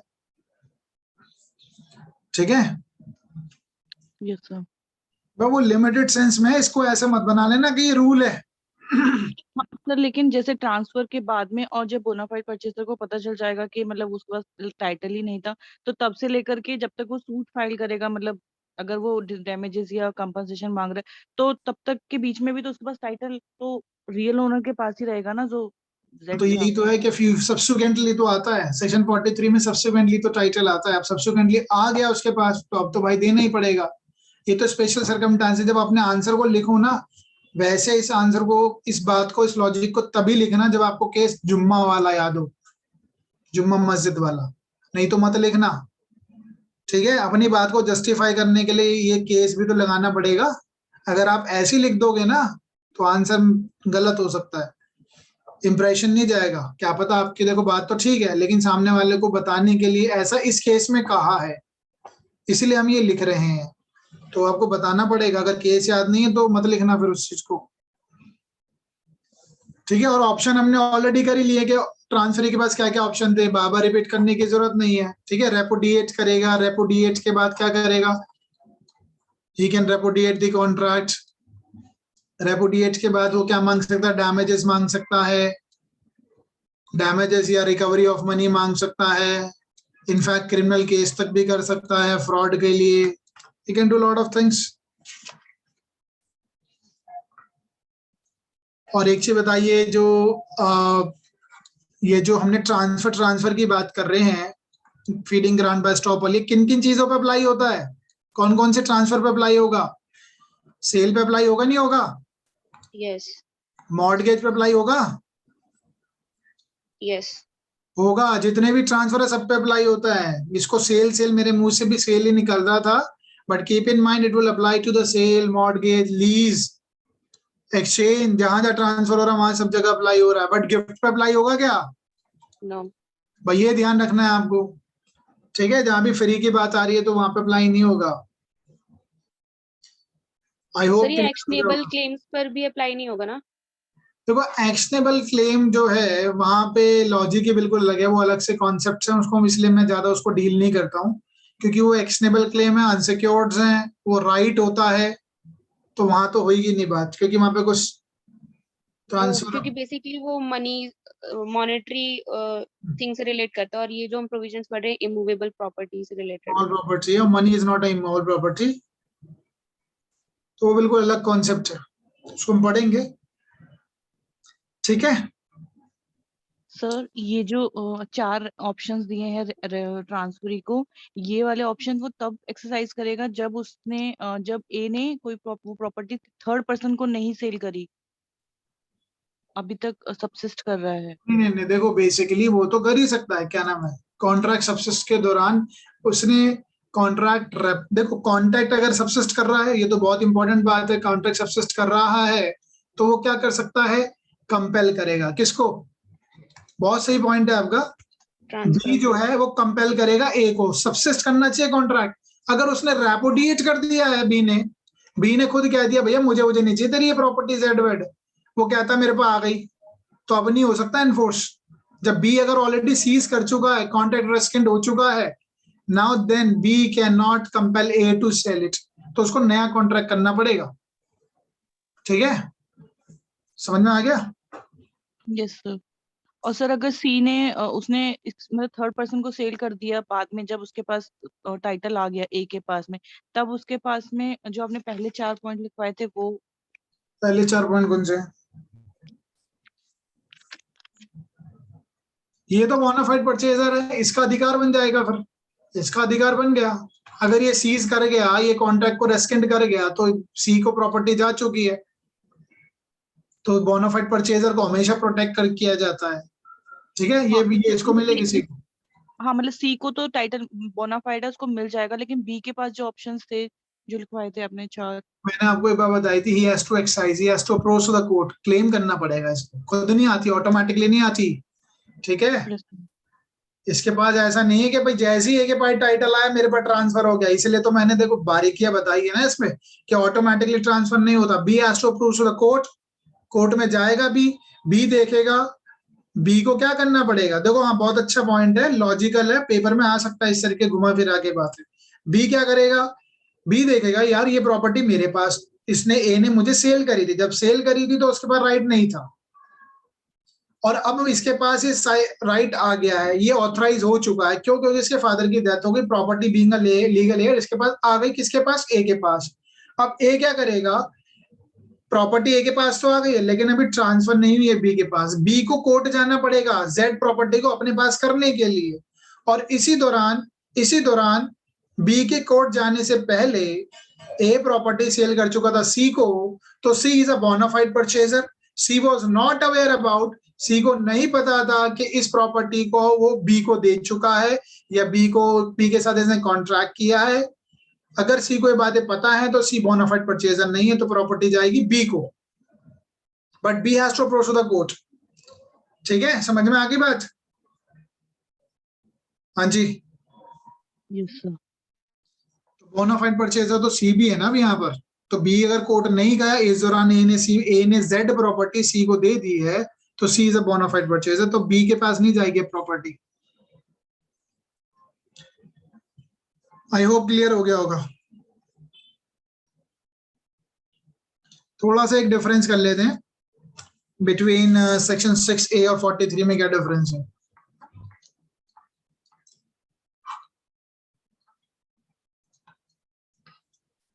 देखो सेक्शन 6 से डील करता है space succession, scope of succession, जबकि यहाँ क्या डील हो रहा है, ये है स्पेस सक्सेशनिस,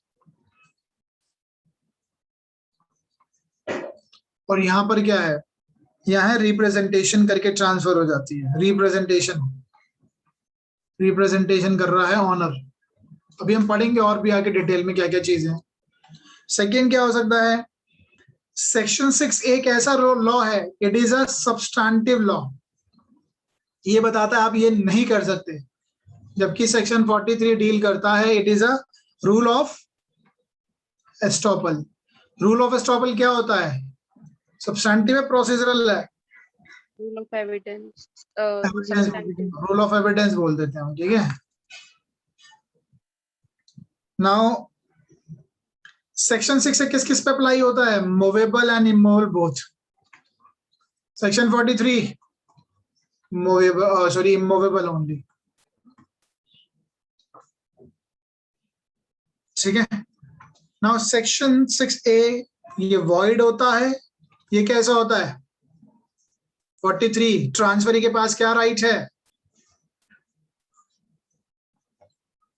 अरे बताइए, वॉइडेबल है ये, ट्रांसफरी वॉइड कर सकता है ना भाई, जेड प्रॉपर्टी जब थी तेरे पास नहीं है तो मैं वॉइड कर रहा हूँ कॉन्ट्रैक्ट, वॉइडेबल है, उसके पास ऑप्शन है, ठीक है। सेक्शन 6A में क्या प्रॉपर्टी जो है वो कंसिडरेशन के साथ जाती है क्या, बट यहाँ पर क्या है, यहाँ विदाउट, विद और विदाउट दोनों हो सकती है, बोथ, बट यहाँ पे क्या है, कंसिडरेशन जरूरी है भाई। सेक्शन 6A में तो गिफ्ट भी है, गिफ्ट भी तो ट्रांसफर हो सकता है, ठीक है। इवन अ गिफ्ट, गिफ्ट यहाँ पर है, वहां पे गिफ्ट नहीं चलेगा।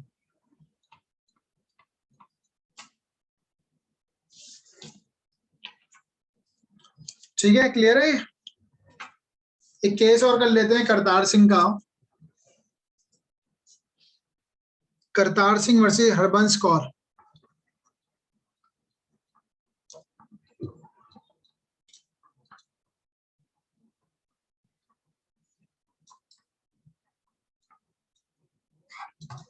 ये केस बताता है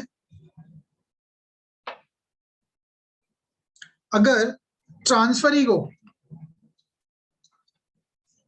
if the transferee would be having a knowledge,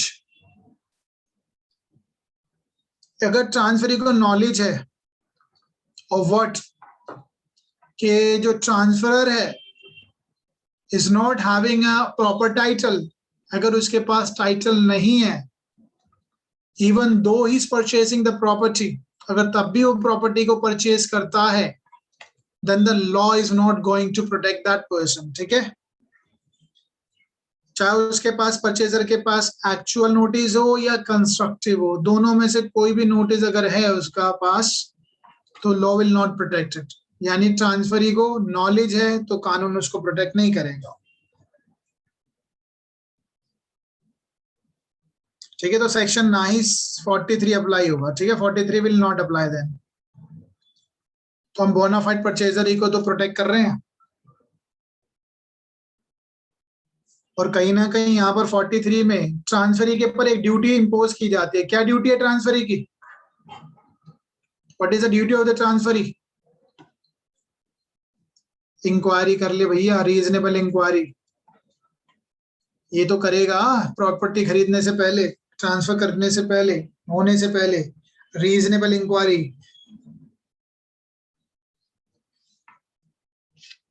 ठीक है, देख लेते हैं कुछ बचा हो तो इससे संबंधित। वैसे तो I have covered each and everything.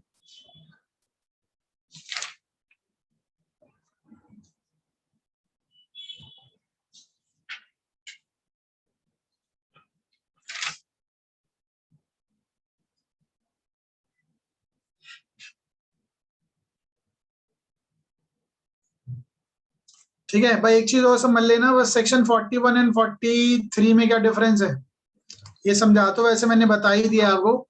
इसमें भी रूल ऑफ एस्टॉपल है, इसमें भी है, लेकिन रूल ऑफ एस्टॉपल यहाँ पे कहाँ अप्लाई होता है? यहाँ रियल ऑनर पे अप्लाई हो रहा है, और यहाँ किस पे हो रहा है? ट्रांसफरर पे, राइट। दोनों में एक बात कॉमन है, दोनों में कंसिडरेशन चाहिए, यहाँ पे भी कंसिडरेशन में ट्रांसफर होना चाहिए। और जो ट्रांसफरी है दोनों में बोथ गुड फेथ, यहाँ पे भी है, यहाँ पे भी गुड फेथ में है। ठीक है,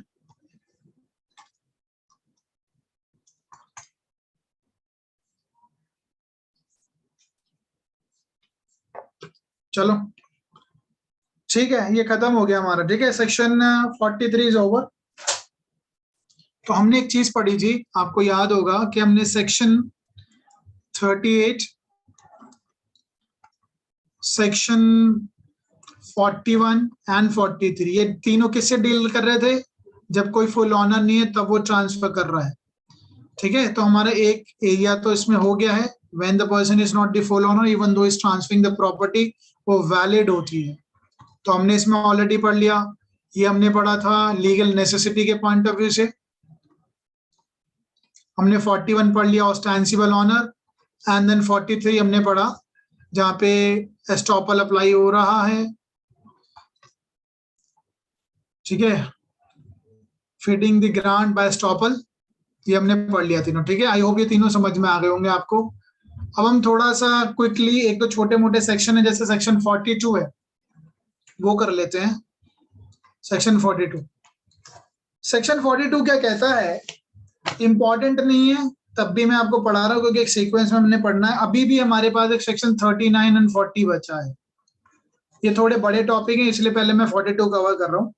42 क्या कहता है? Transfer by the person having authority to revoke former transfer. Transfer by person, 42 में एक इंसान ट्रांसफर कर रहा है चीजों को। Transfer by person having authority to revoke, authority to revoke former transfer. Can you please tell me what do you mean by it? ये section क्या कहना चाहता है? कौन बताएगा? हाँ जी सर, इलस्ट्रेशन पढ़ के ये समझ में आया कि सपोज ए ने बी को एक हाउस रेंट पर दिया है, और उसके साथ एक पावर ऑफ रिवोकेशन रिजर्व कर लिया अपने साथ कि अगर ऐसा होगा तो ये लीज रिवोक कर ली जाएगी। हाँ जी, देखो वैसे आपने पढ़ा इसको बहुत डिटेल में, तो मैंने बस इलस्ट्रेशन सेक्शन आपने पढ़ा है। देखो इसमें क्या होता है, जब मैं एक प्रॉपर्टी ट्रांसफर कर रहा हूँ ना आपको, तो मैं कुछ चीजें अपने पास अधिकार रिजर्व रख लूंगा, मैं कोई राइट को रिजर्व रख लूंगा कि जब उस प्रॉपर्टी का डेट्रीमेंटल स्टेज आ जाएगा ना, वर्ड पे ध्यान रखना, डेट्रीमेंटल स्टेज। अगर आप इलस्ट्रेशन देखोगे detrimental to its value, then I will revoke it and I can transfer it to the third person. मैं थर्ड इंसान को ट्रांसफर कर सकता हूँ वो प्रॉपर्टी, और वो जब वो ट्रांसफर हो जाएगी उस प्रॉपर्टी को, वैलिड कहलाएगी। समझ में तो नहीं आया होगा, दोबारा समझाता हूँ, इलस्ट्रेशन ले लेता हूँ, फिर एक और एग्जांपल दूंगा, उससे समझ में आएगा, practical example. A lets a house to B, A ने घर दिया किराए पे बी को, and reserve the power to revoke the lease, और मैं इस पट्टे को जब मर्जी खारिज कर सकता हूँ if in the opinion of the specified surveyor. देखो यहाँ पे डिपेंड कर रहा है तीसरे इंसान पे। सर्वेयर मतलब प्रॉपर्टी को आएगा, देखेगा सही है गलत है, सर्वेयर आएगा वो चेक करेगा। B should make a use of its detrimental to its value। इसका मतलब क्या होता है?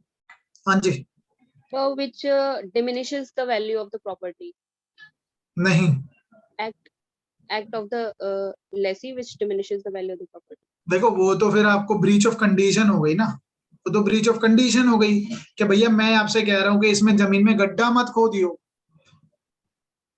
ये तो बिल्कुल सिंपल सी बात है, आपने गड्ढा खो दिया, लीज इज कैंसल, मैं आ जाऊंगा। ये वो नहीं है, ठीक है। अब ये वो नहीं है तो सर ये क्या है?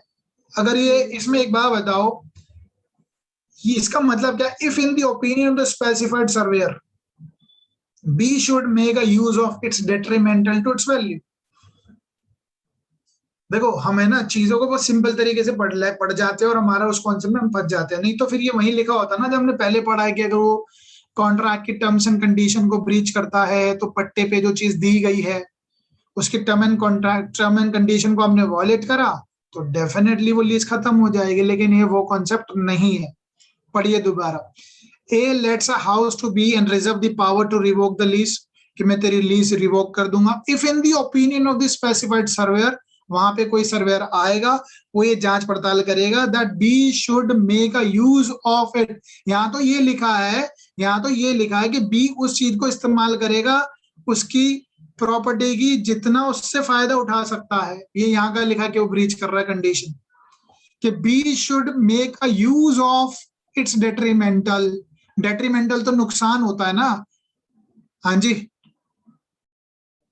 यहाँ तो नुकसान की बात हो रही है ना, यहाँ पे ये थोड़ी ना। और यहाँ पे मतलब वो गड्ढा खोद रहा है, तूने गड्ढा खोद लिया, अब प्रॉपर्टी वापस दे दे। अब देखो मैं समझाऊंगा, don't worry. Afterward a thinking that such a use has been made, कि हाँ भाई वो इस्तेमाल कर चुका है।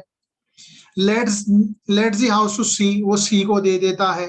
पहले बी को दिया, बी उस प्रॉपर्टी को यूज कर लिया है, उसके डेट्रीमेंटल तक ले आया है, उसके चीजों को इस्तेमाल कर चुका, उसके बाद वो सी को दे रहा है। क्यों दे रहा है?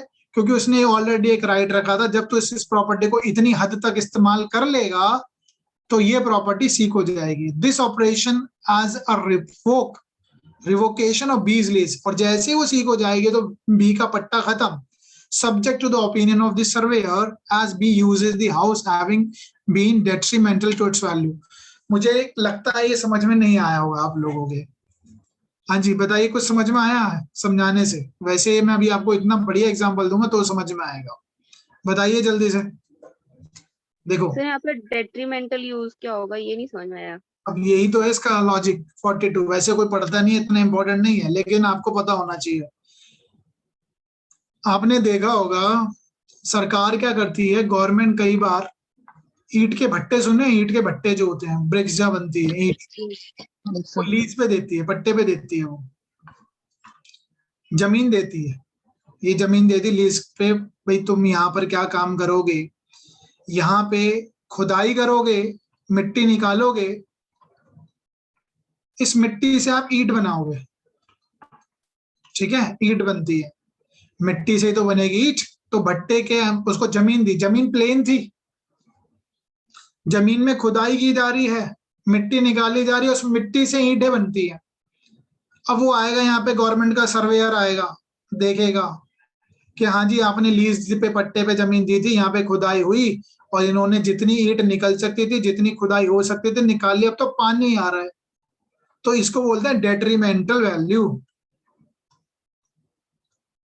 जितना यूज हो सकता था कर लिया। अब जैसे ही ये राइट रखा था सरकार ने अपने पास रिजर्व, कि जब आप ये यूज कर लोगे तो भैया जैसे जितना यूज कर लोगे उसके बाद मैं इस प्रॉपर्टी को सी को भेज दूंगा। अब सी उसको कुछ भी यूज करे, लेकिन सी को क्या होनी चाहिए, कंसिडरेशन में जानी चाहिए। तो ये रिजर्व रखा है राइट, सरकार रखता है अपने पास राइट ऐसा रिजर्व करके कि हाँ भाई जब ये इसका डेट्रीमेंटल वैल्यू चली जाएगी, जब आप पूरा यूज कर लोगे तो मेरे को वापस दे देना, ऑटोमेटिकली रिवोक हो जाएगा, प्रॉपर्टी चली जाएगी सी को। Is that clear? यहाँ पे अप्लाई होता है ये सेक्शन 42। हाँ जी समझ में आया? Yes sir. अब पढ़ना जरा इसकी लैंग्वेज, अब मैं भी आपको पढ़ाता हूँ। देखिए, transfer the person having authority to revoke former transfer, where a person transfer an immovable property reserving power to revoke the transfer. Government ने पावर रख रखी है भाई हम इसको रिवोक कर देंगे।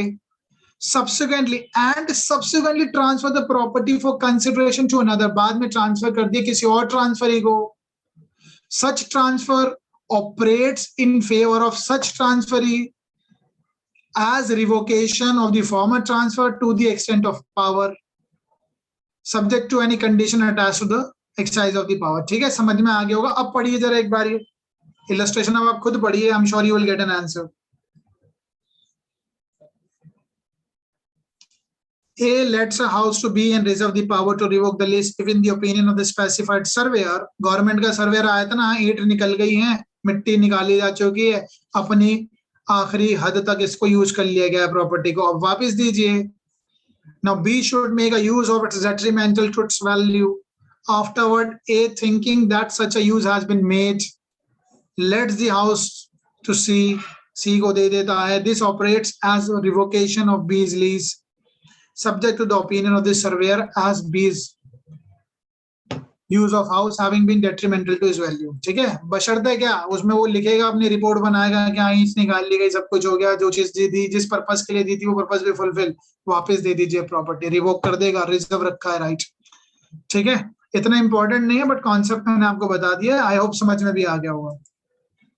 हाँ जी सर इन शॉर्ट ऐसे कह सकते हैं कि प्रॉपर्टी उसकी ऑप्टिमम बेनिफिशियल यूज तक यूज की जा सकती है, बेनिफिट हाँ तक जी. यूज की जा सकती है. उसके बाद अगर उसे यूज करेंगे तो उस प्रॉपर्टी की वैल्यू गिरने लग जाएंगी, इसीलिए रुक जाएंगे वहीं पर. नहीं, उसमें क्या है, देखो तीसरा इंसान, आप वो तीसरा इंसान को रिजर्व रख रखा है ना, राइट. तो मैं चाहूं तो उसको तीसरे इंसान को मैंने दे दिया कंसिडरेशन के लिए. जैसे ही मैंने उसको कंसिडरेशन को दे दिया ना, तो पहले वाला कॉन्ट्रैक्ट रिवोक हो जाएगा, पट्टा खत्म हो जाएगा. कई बार होता है, मैं अपनी चीज को कहता हूँ, तू जितना इस्तेमाल करना चाहता कर ले, उसके बाद भाई जैसे ही तू इस हद पे आ जाएगा कि इस्तेमाल कर चुका होगा, मैं किसको किसी और को दे दूंगा. ये तो एक एग्जाम्पल है, आम मर्रा की जिंदगी में हम लोग यूज करते हैं ऐसी चीजें कि तू इसको इस्तेमाल कर, जब ये खराब हो जाएगी तो बता दियो, मैं किसी और को दे दूंगा. बेचते हैं हम, अपनी कार भी बेचते हैं कि तू इसको इस्तेमाल करता रहे, इसलिए मैं लेकिन राइट रिजर्व रख रहा हूँ, तेरे को ऑनरशिप नहीं दे रहा हूँ. ये ऑनरशिप एक लीज ही तो लिखा है यहाँ पे, पट्टा यूज. अब ये सेक्शन को इतना इंपॉर्टेंट नहीं है, अब सारे सेक्शन पे वैसे तो इतना डिटेल में पढ़ लिया, कोई पढ़ता भी नहीं है इसको. ठीक है, अब हमारे पास इसके सीक्वेंस में बचे हैं सेक्शन 39 एंड 40. 39 एंड 40 दोनों डील करते हैं जहां पर किसी के थर्ड पर्सन के बेनिफिट के लिए कुछ की जा रही है. Transfer where the third person entitled to maintenance. ठीक है, कुछ प्रॉपर्टी से किसी का मेंटेनेंस जाता है.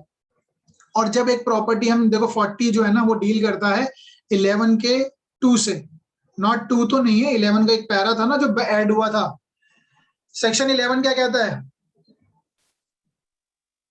कॉग्निजेंट वाला. कंडीशन. आप जब प्रॉपर्टी को किसी को देते हैं तो पूरा एंजॉयमेंट के साथ दीजिए ना, आप उसके साथ कुछ कंडीशन नहीं लगा सकते. That is a basic rule. But you can impose a condition.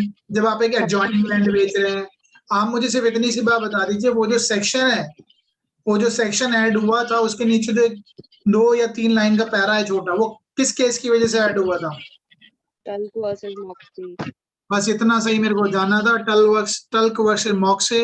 But it is a very long topic है, 39 और 40 it's a very lengthy topic, so will do it in the next class. आज नहीं हो पाएगा ये, लेकिन इसमें comparison आपको पता होना चाहिए 40 और 11 के 2 में क्या डिफरेंस है. I will do it. ठीक है, तो हम इसको करेंगे नेक्स्ट क्लास में.